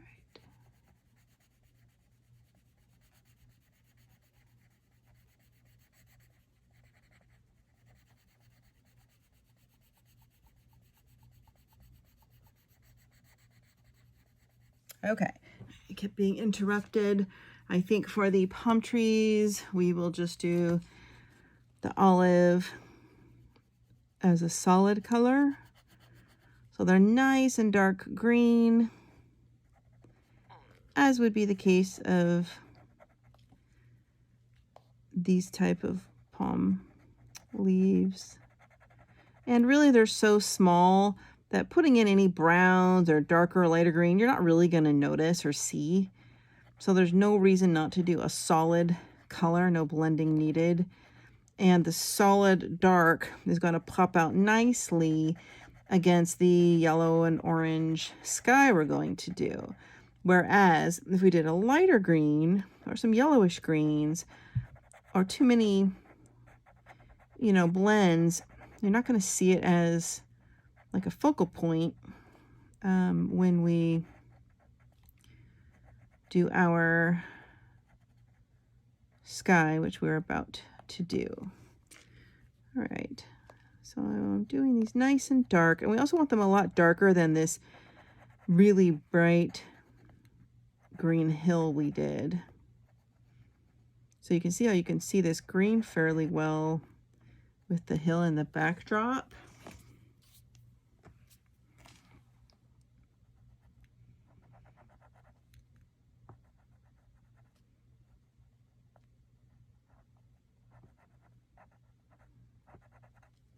Got a little bit right there. I can try to fix it.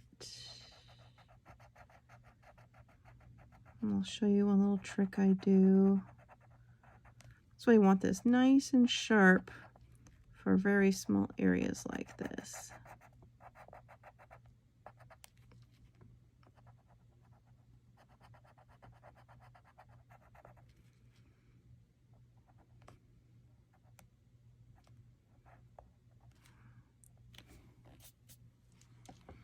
Just leaving a little bit of crumbs there. Gonna get some points.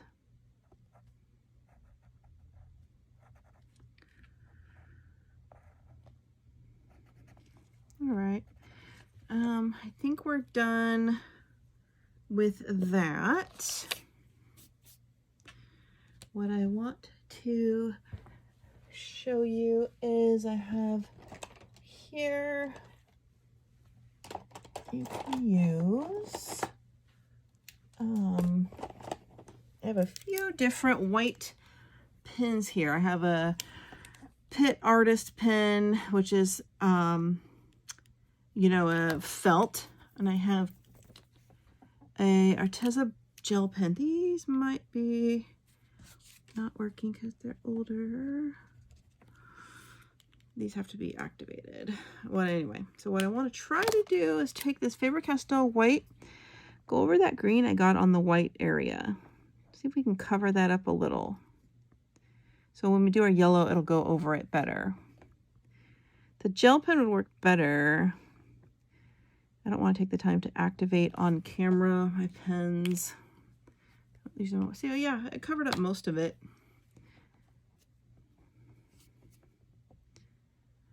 And let that dries before we go over with anything. Now, obviously, if your background isn't white, that won't work. It's just like a little camouflage trick. I got a little white on the palm, so let's go over this here. All right, let us move on to our background. So for the background, I'm going to use, you can see we have here for the sky, I have our palette Bright Orange, we have orange, I have pumpkin yellow, I have warm yellow, I have canary yellow. We have 5 colors. And so what we're going to do is we're going to do you have to take this sky surface, which is from here to here. Basically, you have to visualize a gradient, breaking it up into 5 colors. So each one will be 1/5, like a pie. I like the yellow toward the bottom, right above the water, to be a little bit smaller, which means we can go a little bigger in some of the other areas. Sometimes I do it opposite. Sometimes I'll do the yellow, the orange, the darker, depends on the time of day you're doing, the darker around the water and go lighter as you go up. Either effect works. This time I want to bring it down. So we have more bright orange, like the sun is high up there, and the rest of the sky is just kind of sunny, like it's earlier in the day versus later in the day. So I want to go ahead and do that. And we're basically just going to blend those colors. So I want to start with the bright orange, which is what we're going to start with. And we want a nice sharp point. I did this on my doll. So I think for this one, we started a little darker and we kind of soften and go a little lighter toward the end so we can blend in easily the next color. There are some crumbs here. And I'm going to, we can't do much over here. This is all leaf. All of this is leaf, I think. So I think this first dark we could do to about here where this little nick is. So I'm just going to color in this little crevice here.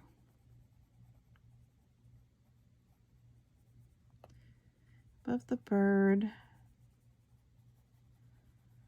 Sometimes, you know, I often, if not most of the time, do backgrounds last, but that's when the background isn't inside like a frame. This picture is kind of like inside of a picture frame. And there's little areas, so it's nice and contained, and we could do it in small sections. And it's going to help us visualize the remaining colors, how we want to do things. So I'm just going to use a nice soft motion.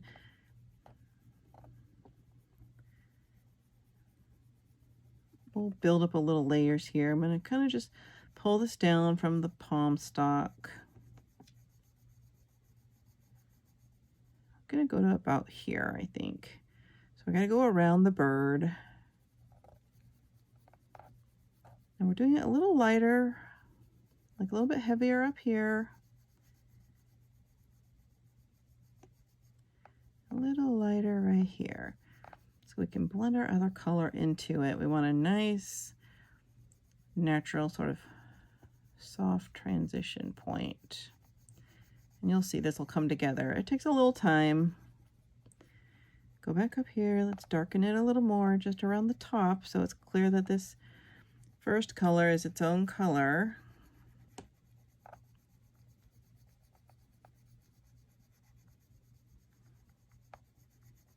See, it's coming together here a little bit.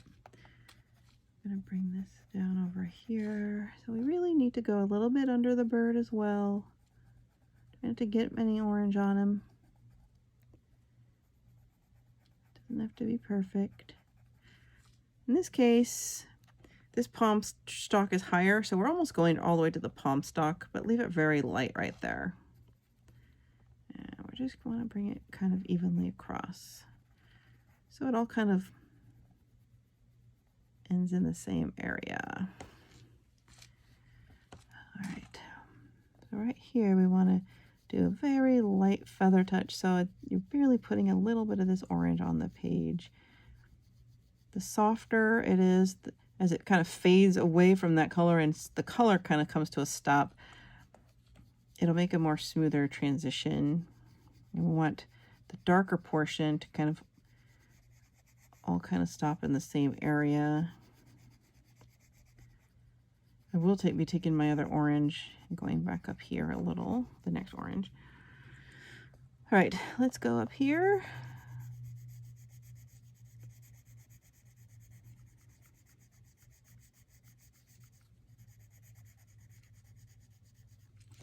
We're kind of going, just try to keep it across from where this one stopped, maybe right about here. Just filling this in.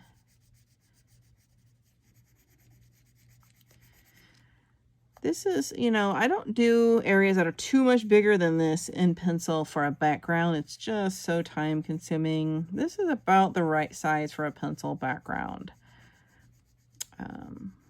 Or pictures that have a lot of separate little quadrant, so you can do one little section at a time instead of a big open space. It also will look more natural. Let's get that orange in here.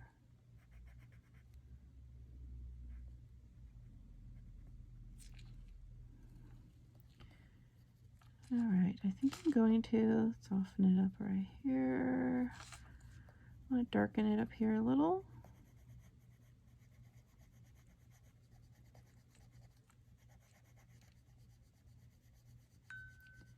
Wow, my timer's telling me my Apple Watch is about to die.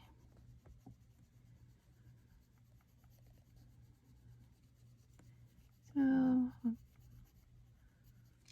little darker up here. We can go back in and work this color some more if we need to as well. Let's go ahead and grab our next orange now. I'm going to darken it right up here. All right, we're going to move on to our regular orange next. Okay, so this is about one shade lighter. Let's start with over here. Start filling in the white space first with this new orange. We're going to go over this whole white area and then kind of go upward or downward, whichever, to go right over the other color we did and kind of tie it all together. I mean, there's a bazillion different ways you could do a sunny sky background with pencil. I mean, this is a very simple technique. We're not doing much advanced. This is definitely not basic, but we're not doing anything too intermediate here, because I do get a lot of beginners who want to learn from me, and I want to keep things simple. I'm using a harder pressure and just straight up filling this in orange.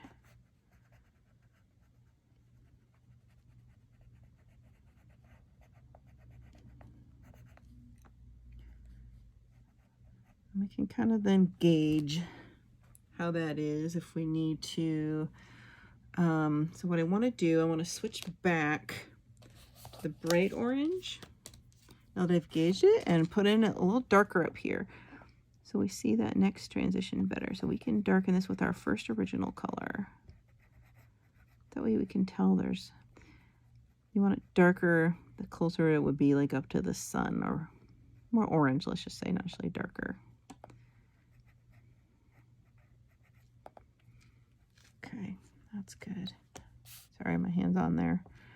And then I'm going to also darken this a little more before we put the orange in. Let's do another layer.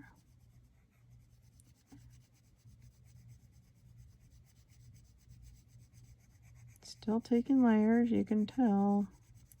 Soucolors are great blending pencils.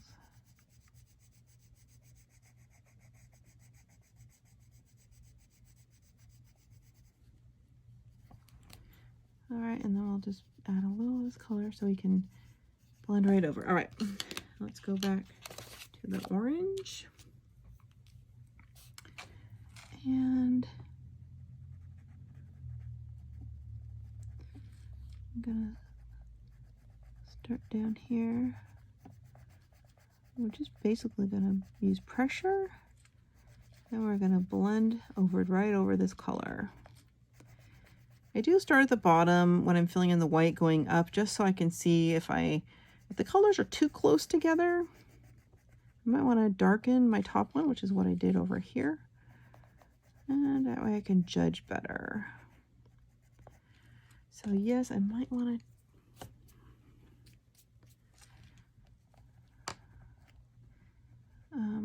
a red works sometimes too. So gonna go back up here and darken it with this one. And this is where I'm really starting to burnish, so I'm pushing in, I'm making it really thick and creamy. I'm getting a solid wall of color to get a nice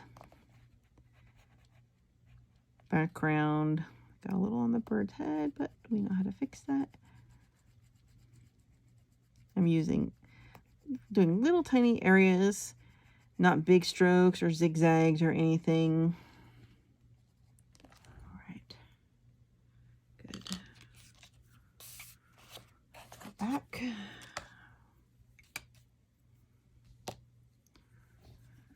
We're gonna now we'll see, we've been pressing for a while. I haven't sharpened, it's more flat now, which is good because it's giving us a nice even strokes as we're trying to get a nice creamy background.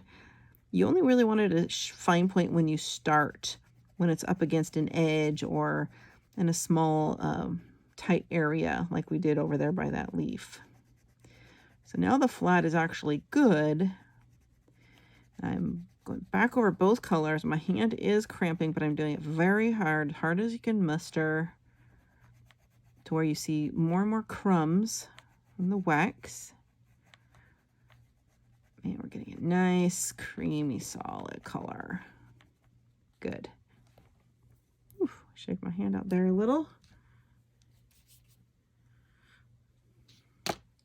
Okay, woo. So now I'm gonna go back to the bright orange. Oops. Didn't need to give you my pencil. I'm gonna darken this one last time before we put down the lighter orange. Less to do later. You may not be able to see it from the camera, but looking at it, my eye, I can see this looks a little more reddish, and this is a more of a brighter orange. It's a subtle, it's not a, you don't want it to be an obvious difference between the darkest and then the lightest orange, because then you're going to see like a line, right? It's not going to look like it just naturally kind of fades, or the light fades. You want it to be as like a natural, slow transitional gradient. That makes sense. And subtle. Subtle, but you'll see in the end how it looks. It'll look really good. All right, so we're darkening this. I'm going to do a very light amount right here.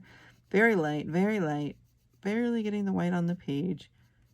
Pull this, tap and pull, soften up this transition edge here. All right, let's go to the orange.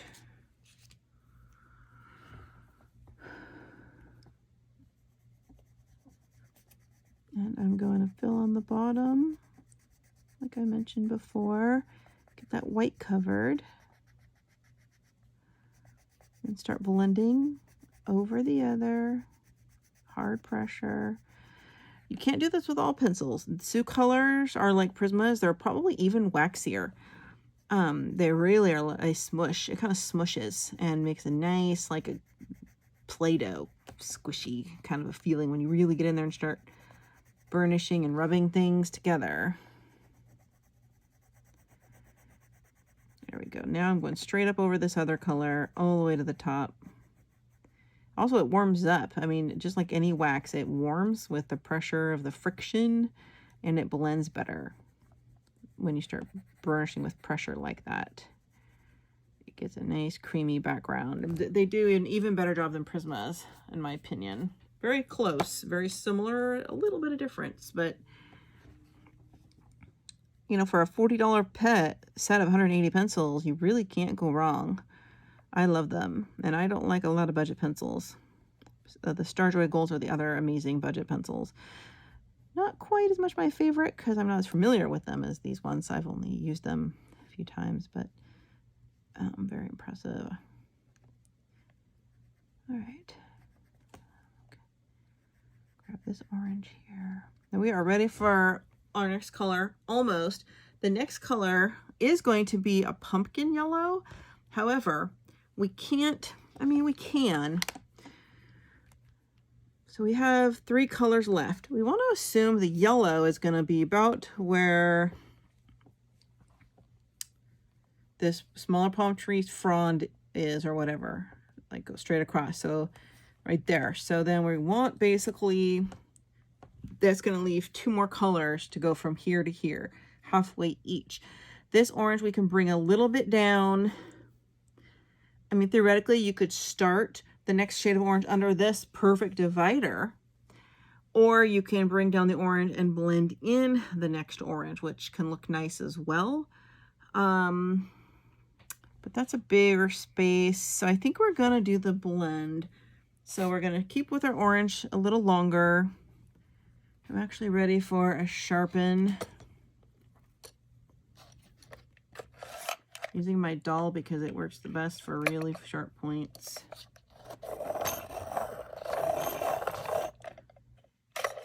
Oh, perfect. All you need is 3 quick little spins. That's so I can get into here. Very sharp. Right after you've sharpened it, do these little sort of cracks. Perfect. All right. So we're going to bring it down just a little, not much. So I'm sorry, I should have put my color card where people can see it on the orange. So we're going to bring it straight down. Try to keep all the strokes going in the same direction. All right, we're going to try to bring this color down. Take our time.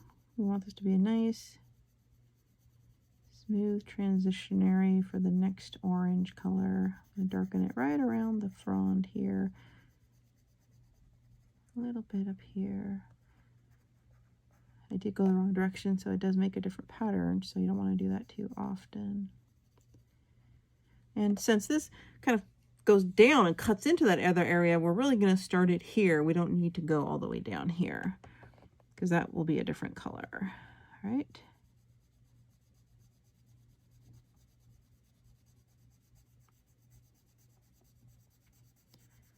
So we're just bringing down some of this orange here. Lighten it just a little bit. I'm going to lighten my pressure so there's hardly any at the transition point. It's just becoming more and more subtle. Slowing down my pace.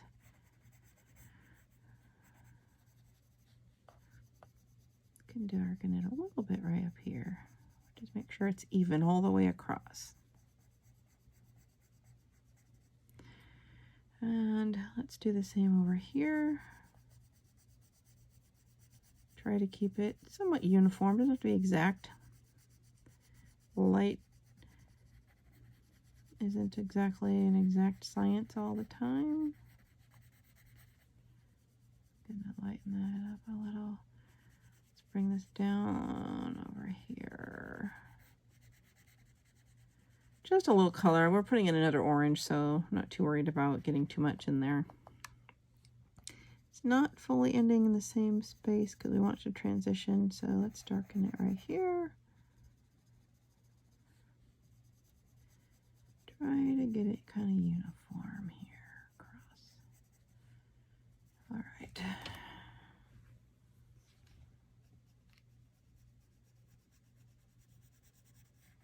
Okay, whew, we made it. Next, we're moving on to pumpkin yellow. Yay, we've graduated to the next color. Okay, this is where this is the color that's kind of the transition color, which basically means is when we start transferring from orange into the yellows. Before we wouldn't go straight to the yellow, because then you're going to see an obvious, gradient, sharp line where one color ends and the other begins. So we're trying to make the colors kind of flow.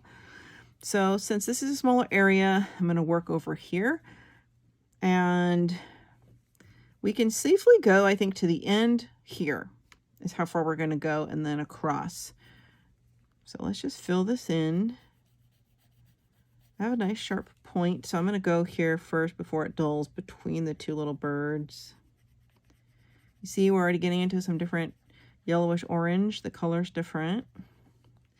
Very sharp point we want over here. Excellent. It would be around his mouth. We're going to be doing red, yellow, teal, and blue macaw parrot, so it's going to be gorgeous. And the red in it will kind of accent the Santa. All right, so we are now going straight up over that other color, which really works nicely because we gave it a layer that will give it kind of a darker underlayer.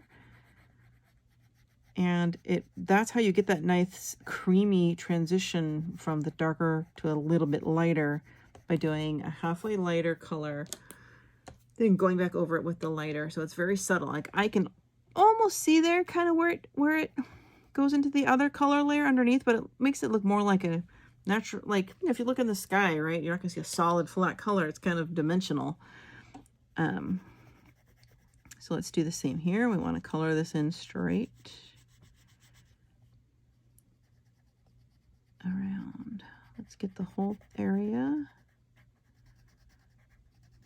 This is already looking really pretty. I can see, you get the idea how it's going to look though. It's going to be lovely. Using pressure, I'm straight up going over all that other color, just blending it right on in. All right. Now these techniques I'm showing you, you can do the same exact process with Prismas. They're fairly creamy. They blend really beautifully. SOUCOLORs I just think are amazing for backgrounds and for blending things like water. Like I love how warm they get when you put pressure down and get like a soft wax. They look so smooth when you blend colors. Prismacolors do blend. They're just not quite as smushy. I don't know how to describe it. But yes, you can definitely do the same technique. If you're using like a polychromos or Holbein, it's a whole different type of pencil, whole different look and effect to do what I'm doing. So I would only use, if you're not using the SOUCOLORs, I do recommend these pencils because I use them a lot in my tutorials, but I would use like a Color-It. The Color-It brand pencils are great. The Crayola Signature Adult line is very similar. And the Casa Arts Gold, but they're still a little pricey, much more. They're more expensive than the SOUCOLORs. So I really want you guys to learn techniques with different pencils. So if you're able to add in these other sets, you can do more and more of my tutorials over time, and you'll see how they work differently.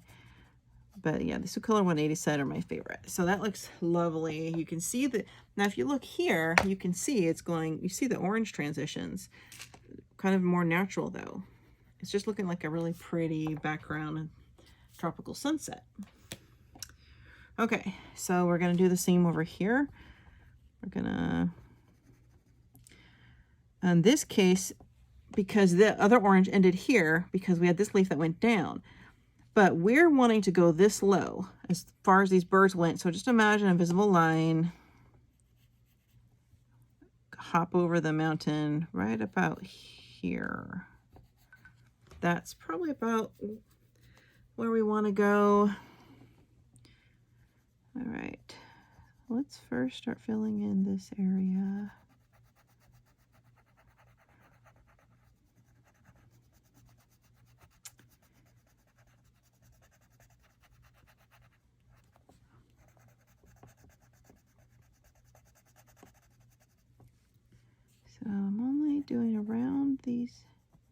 Be really light right here. I forgot. I want to do softer, not harder pressure at the transition point. Let's just get the color down around the palm tree before we do anything. Then we'll start getting some of this white covered.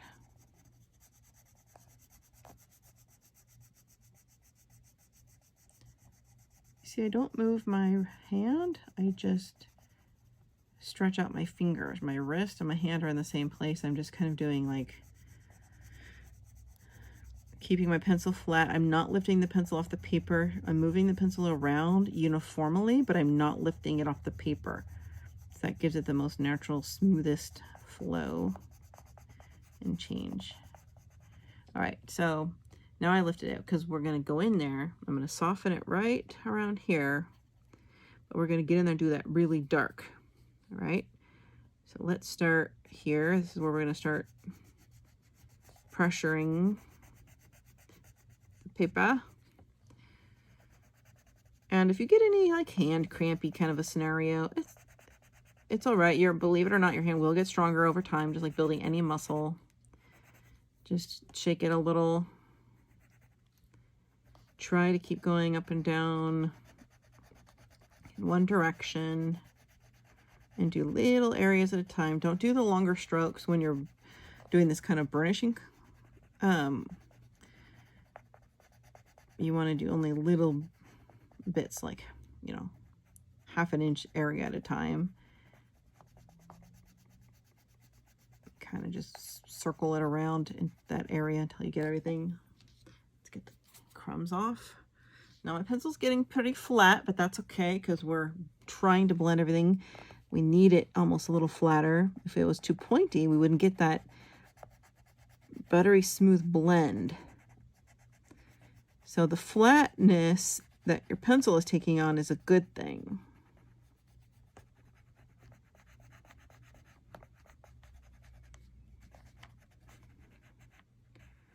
We're just getting down all the little white spots I missed. Shake your hand out. Woo! We are going to bring this down just a very light right here so we can move into the next color. Just a teeny bit right there. Little transition of color. Barely touching the paper because we're going to go into some yellows. All right. And we don't need to do that here because we're actually going to use the tree as the divider. So now we need to go over here. We need to do just a solid on this color. So you can start with some light layers, but really we're just filling in the white. So you can start up firm, hard pressure up front. We're not going over anything, just the white paper.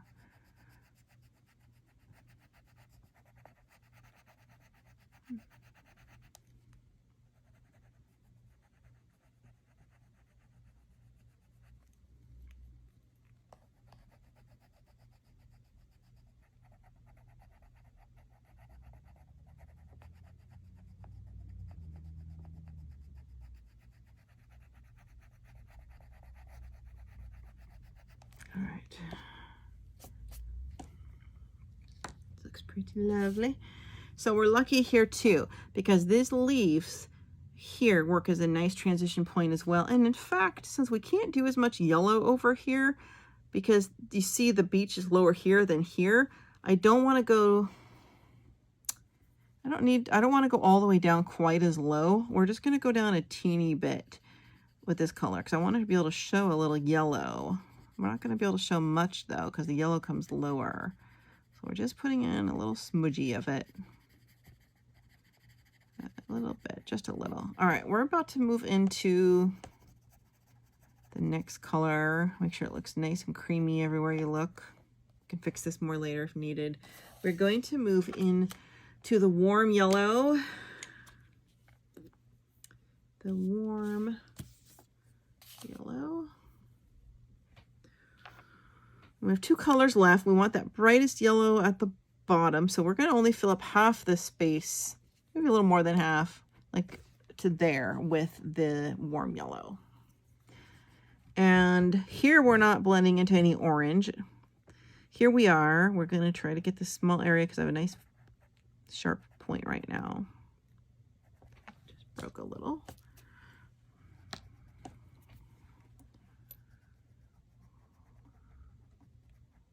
You might sometimes when you're doing that burnishing feel some crumbs stick to your tip. Just take your 2 fingers and do that. Pull them off. Okay, gonna get right here. Now we can blend into this orange. It's a very close color, so it's okay to just blend right into where that one ended and continue on. There we go. And I'm gonna fill it in.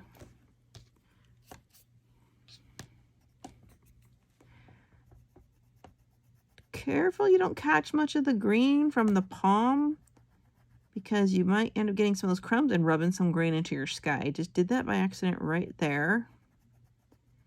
Really trying to go around the areas I've done.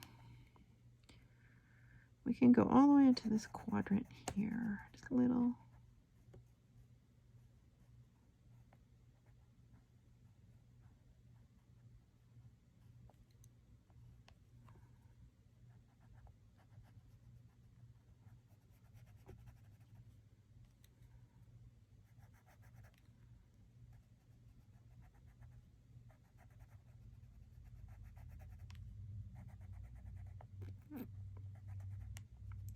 Filling in all these little areas here. It looks a little, so that right there is where I did that white felt pen. A gel pen would have been better. So the orange I'm doing on top of that white is actually made it look a little darker right there. I'm sorry, this warm yellow. So you can almost see this little spot right there. Gel pen would have been better, but that's no big deal. I just wanted to point that out. All right, this is looking lovely. We're gonna go down just part of this way. It's about right here to where the other one ended. So kind of straight across. Let's do it a little bit lighter here because we want to blend the bright yellow into it at the end.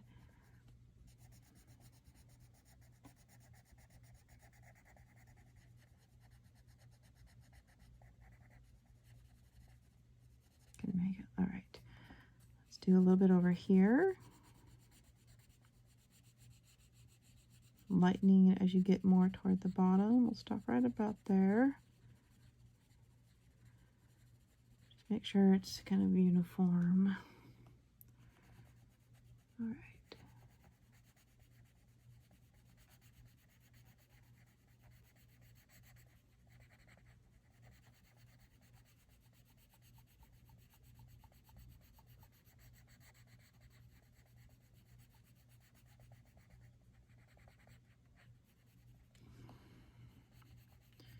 This one almost has like a little white tint to it. So it's not as poppingly bright as the Canary yellow. So we're gonna do a little darker up here. A little more pressure up here.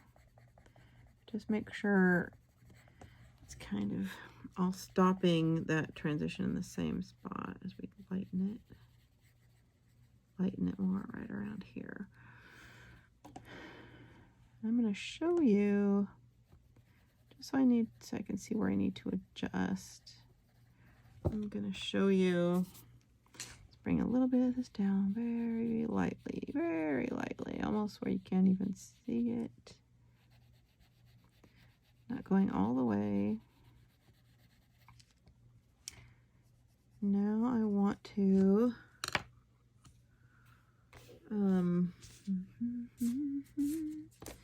we're going to switch to the Canary because I want to show you before we do this side what it looks like. Canary yellow. This is our final stage. I have a nice sharp point. We're going to get in here between the trees and go up, blend over that warm yellow. Let's get here between the bird's feathers. A little bit here. A little bit here. A little bit here. You can go over that a little bit.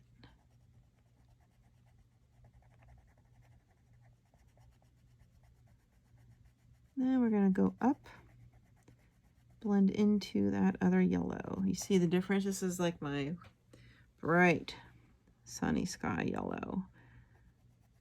The light is kind of bouncing off the water maybe.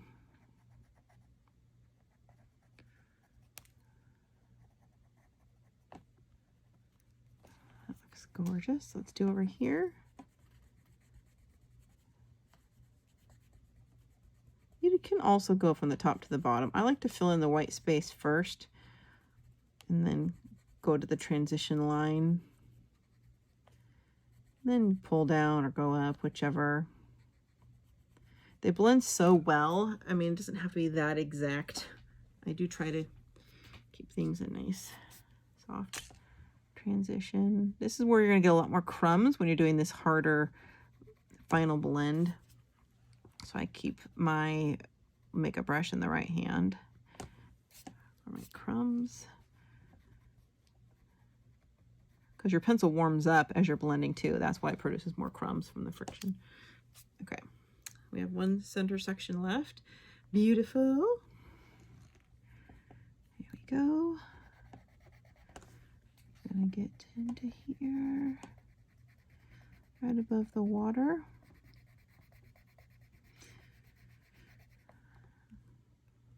We're going to use a very similar technique when we're doing the water, by the way, with several different blues. I will be the first to say that I do not like doing water, although I love my tropical pictures. There's some tips and tricks. Definitely, if we had like luminance or Caran d'Ache or using ink tints, we could get totally different, probably more professional effects, but I'm trying to teach you how to do basic pictures at almost intermediate level with straight pencils for the most part, give or take some accents. This looks beautiful. I love it. And you can see a little bit of that warm yellow. It almost looks a little orange. It kind of, also it's nice. It makes a little shadow right around these little birdies. Let's go back to the warm yellow. I want to put in a little right here, then we're going to go to the other side and finish up. It wasn't quite filled in evenly where that transition line was. That looks good. That's gorgeous. Okay, so we really have to do, we want to get a pop of that yellow in, at least maybe, oh, I forgot this area. All right, so let's just go up to right about here.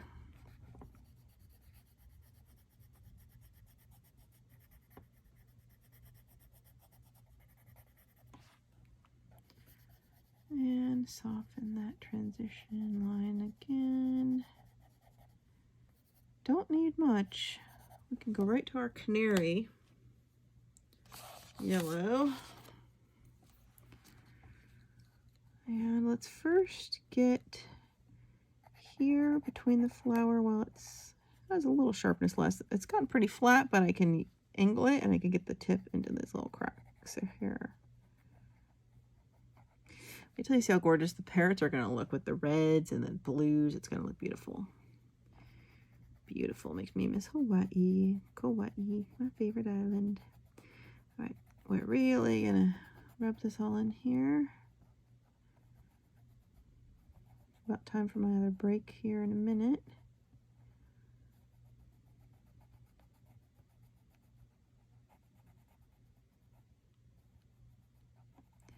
That pretty much gives us most of the sun. It gets a little bulgy. I have to use my finger to hold the paper down. I'm really going to be pushing hard here.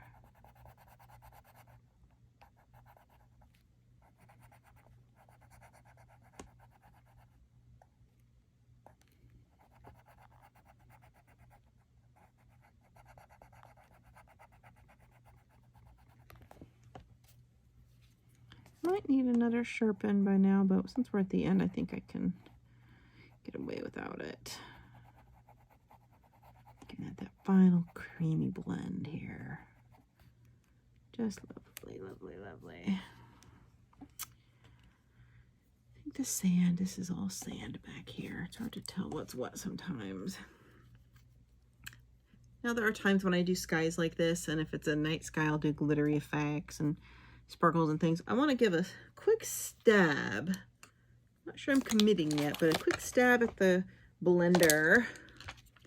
We can see what that can do. And I give it a little sharpen. It's got black on it, or dark green, so I'm going to pick that off. All of it, nothing dark left. We don't want that in our yellow. Give it a quick sharpen. Make sure it looks all like a neutral color. Oh, perfect. So we don't really need to blend the yellow area. We might need it a little bit like right around here. Really don't really need that, but it will help smooth things out a little. I'm not going to just do it too hard though.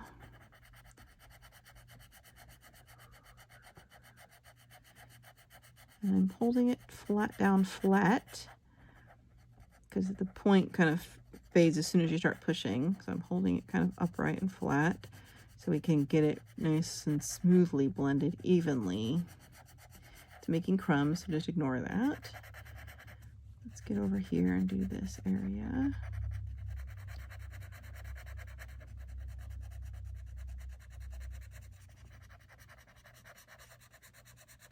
Don't use too much pressure. You don't want it to scratch the paper. You're not going to push nearly as hard as you did on those pencils. So that helps a little bit. Get that look we need. Yeah, you can see the difference. It softens it a little bit when you have the two colors that kind of come together. Let's do a little bit over here. You don't have to do this stage. It changes the look just a little bit. And I don't always do it. Mostly I'm doing it in this picture to kind of test out how I like the effects of the Colors blender with the SOUCOLORs on this paper. We know it worked good on the palm leaves and the tree. Yeah, so far I think it's good. Do a little bit here.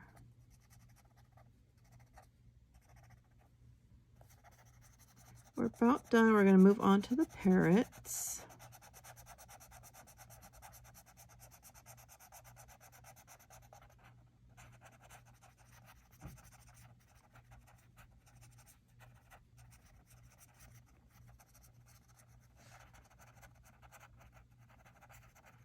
The larger areas, I don't usually use the blender. And I think it might have been better without it. I'm not going to do it in the dark area. Unless it looks a little splotchy. Yeah, it looks a little splotchy right here. I want to smooth it out a little. Works better on lighter colors than on darker ones. All right. I think we are done with the skies. Has some imperfections, but as is life. Mine, at least. All right. A little bit darker up here. I feel like I needed my transition area right there wasn't as good. If I could take my orange, I can fix that a little. All right, I think we're done. You can do as much or little as you want as that. We're going to move on to the parrots. I'm just going to get my colors together. We're moving on. We're going to start the parrot on the right first.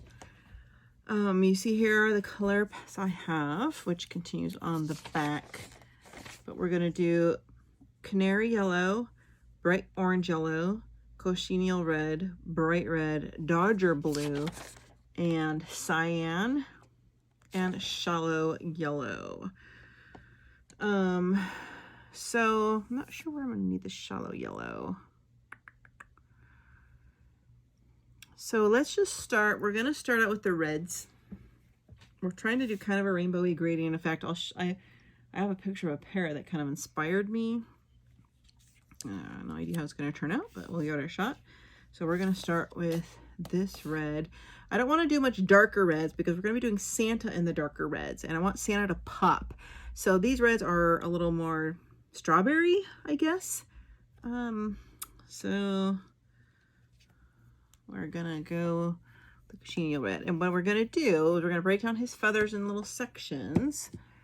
So the first part of his feather from here to the end, we're going to do 2 reds and stopping at the just above the tips. Okay, so let's start with this chenille red.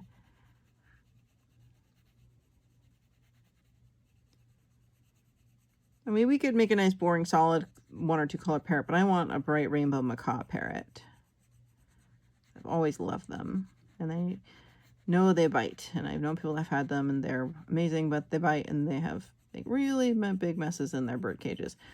So you'll see this red has almost a tint of that strawberry, almost a tint of pink in it. Darker at the top.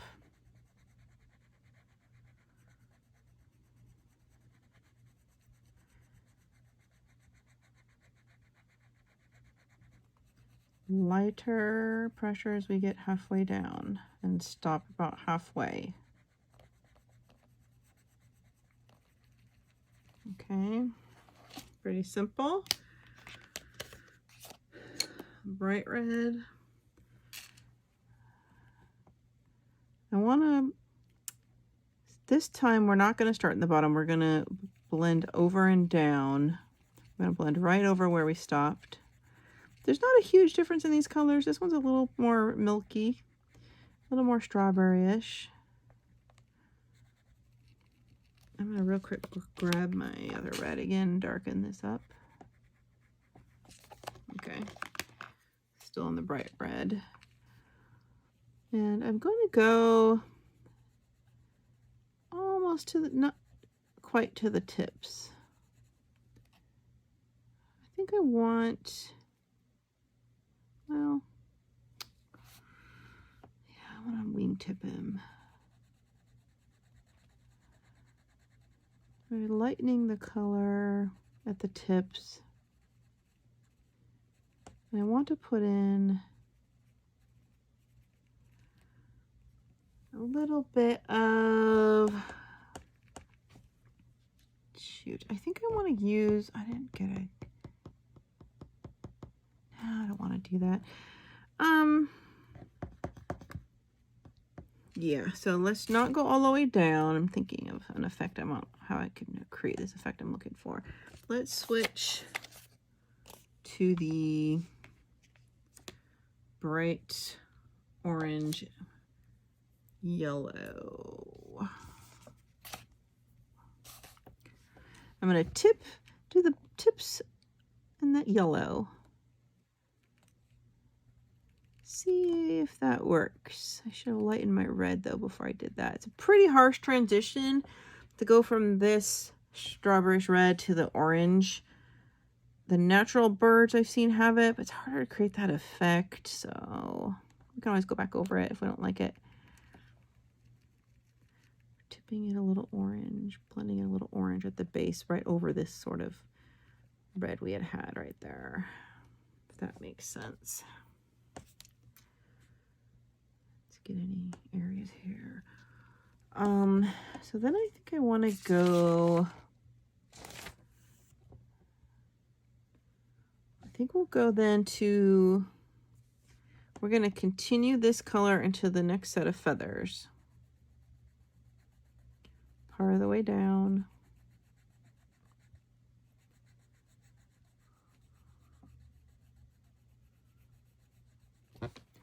Oh, do I have here? Yeah. I might not have executed this plan as well as I'd like.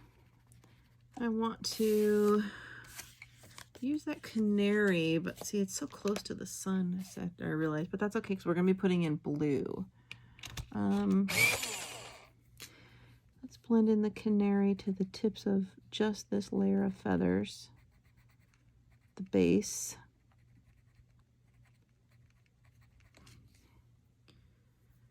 Let's get back to the bright orange, yellow.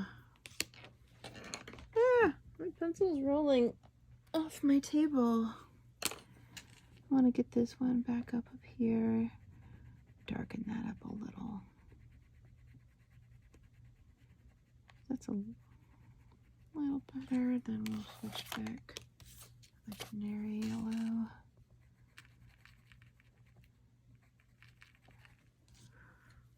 And then I want to go into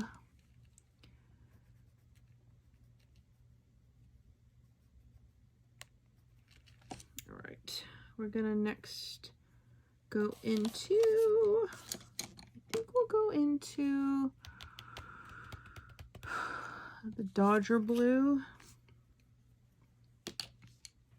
We're gonna go down to here, focus real quick so I can judge how that looks before I move on to that last layer. So we're gonna get in this blue here. We're gonna tip these with teal. So we're gonna have a darker blue here, and then we're gonna lighten it and leave a lot of white space toward the last 1/4. Maybe pull this down a little. Let's do this again.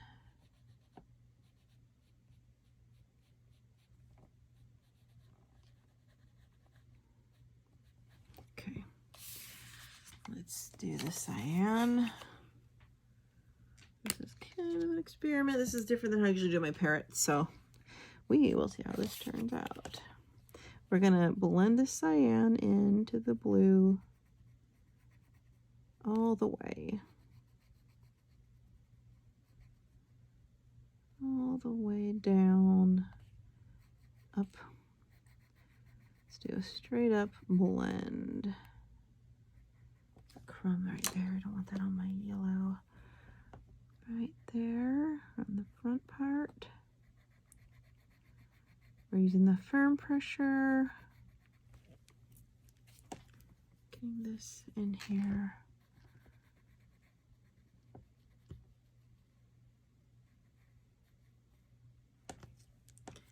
I think I really want to get, all right, let's do, I want to switch back to the Dodger, but I want to use a lot less of it up here.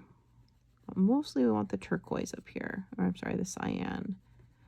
So I'm only gonna kind of break up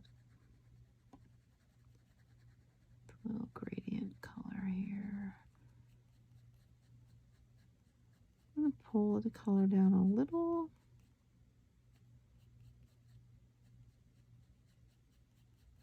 Mostly it's gonna be more cyan than in the other area.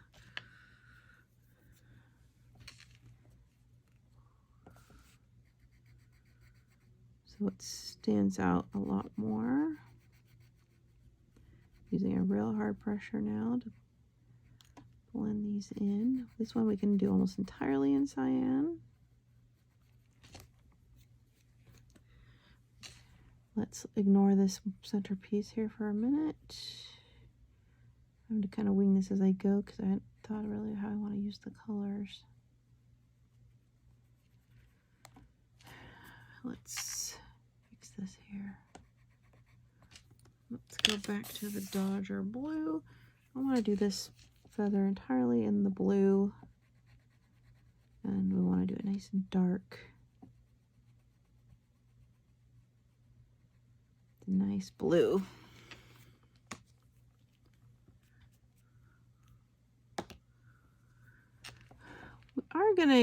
I'm gonna switch to I do want to use the darker red, at least a brighter red that is not quite a strawberry for the belly. These macaws have a bright poppin' red belly with a tad of coral most of the time, at least according to the photos I've looked at and the ones I've seen. Okay, there's a little feather here, and we're also going to do this in the dark blue. So sort of like that. And we can tack up in this little cracks here, the little blue, so it's like a little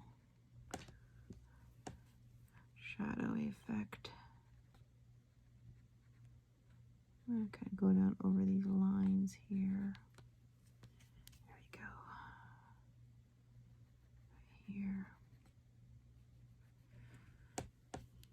All right.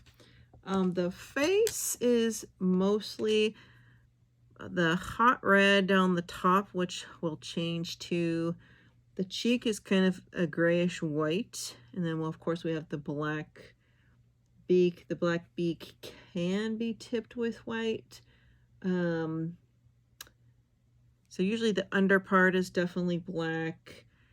The side is a little more black and gray, or white and black. They're all a little bit different.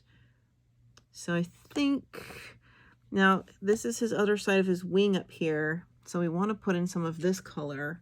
So let's put in this chenille red I need to find another red in a minute to tell you to grab. I'm going to put this here. And then switch to the bright red for this rest of it here. And I'm even going to put in a tad of this bright yellow. We're going to put it right along the side here. So that way it'll look a little different than our other red we're going to do. I'm going to grab, so I found my black. I found my white. These were in another bin for another project I'm working on. This is the SOUCOLOR black and white. I need to get an ivory and a light gray. So I'm going to get my next colors. Okay, so we're going to continue our parrots. It's been a day since I did the other part of the parrot.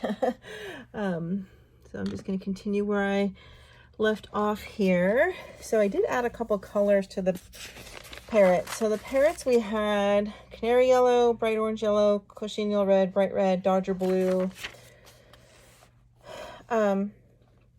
cyan. I added nude and orange. So 008 orange and nude. That's going to be more for in the chest area. The front belly of this one, we're going to do kind of more an orange, yellow, and peachy color, which is kind of standard for actually both their bellies. And then more the cyan and yellow, or the pale for the inside of the feathers. So I added that. And then I also added, we're going to do the sand next. Unfortunately, SOUCOLOR doesn't have very good choices for sand color. I'm really going to be winging it. Where closest I could find is this brown olive. Ironically, we already used, which is 132. And then the shallow yellow, the 084. I'm going to try to mix a little bit of that in there. We'll just go in lighter and hope it kind of works out. Doing some darker around, we're going to do that. And then we're going to move into these flowers. So here we go. For this little guy,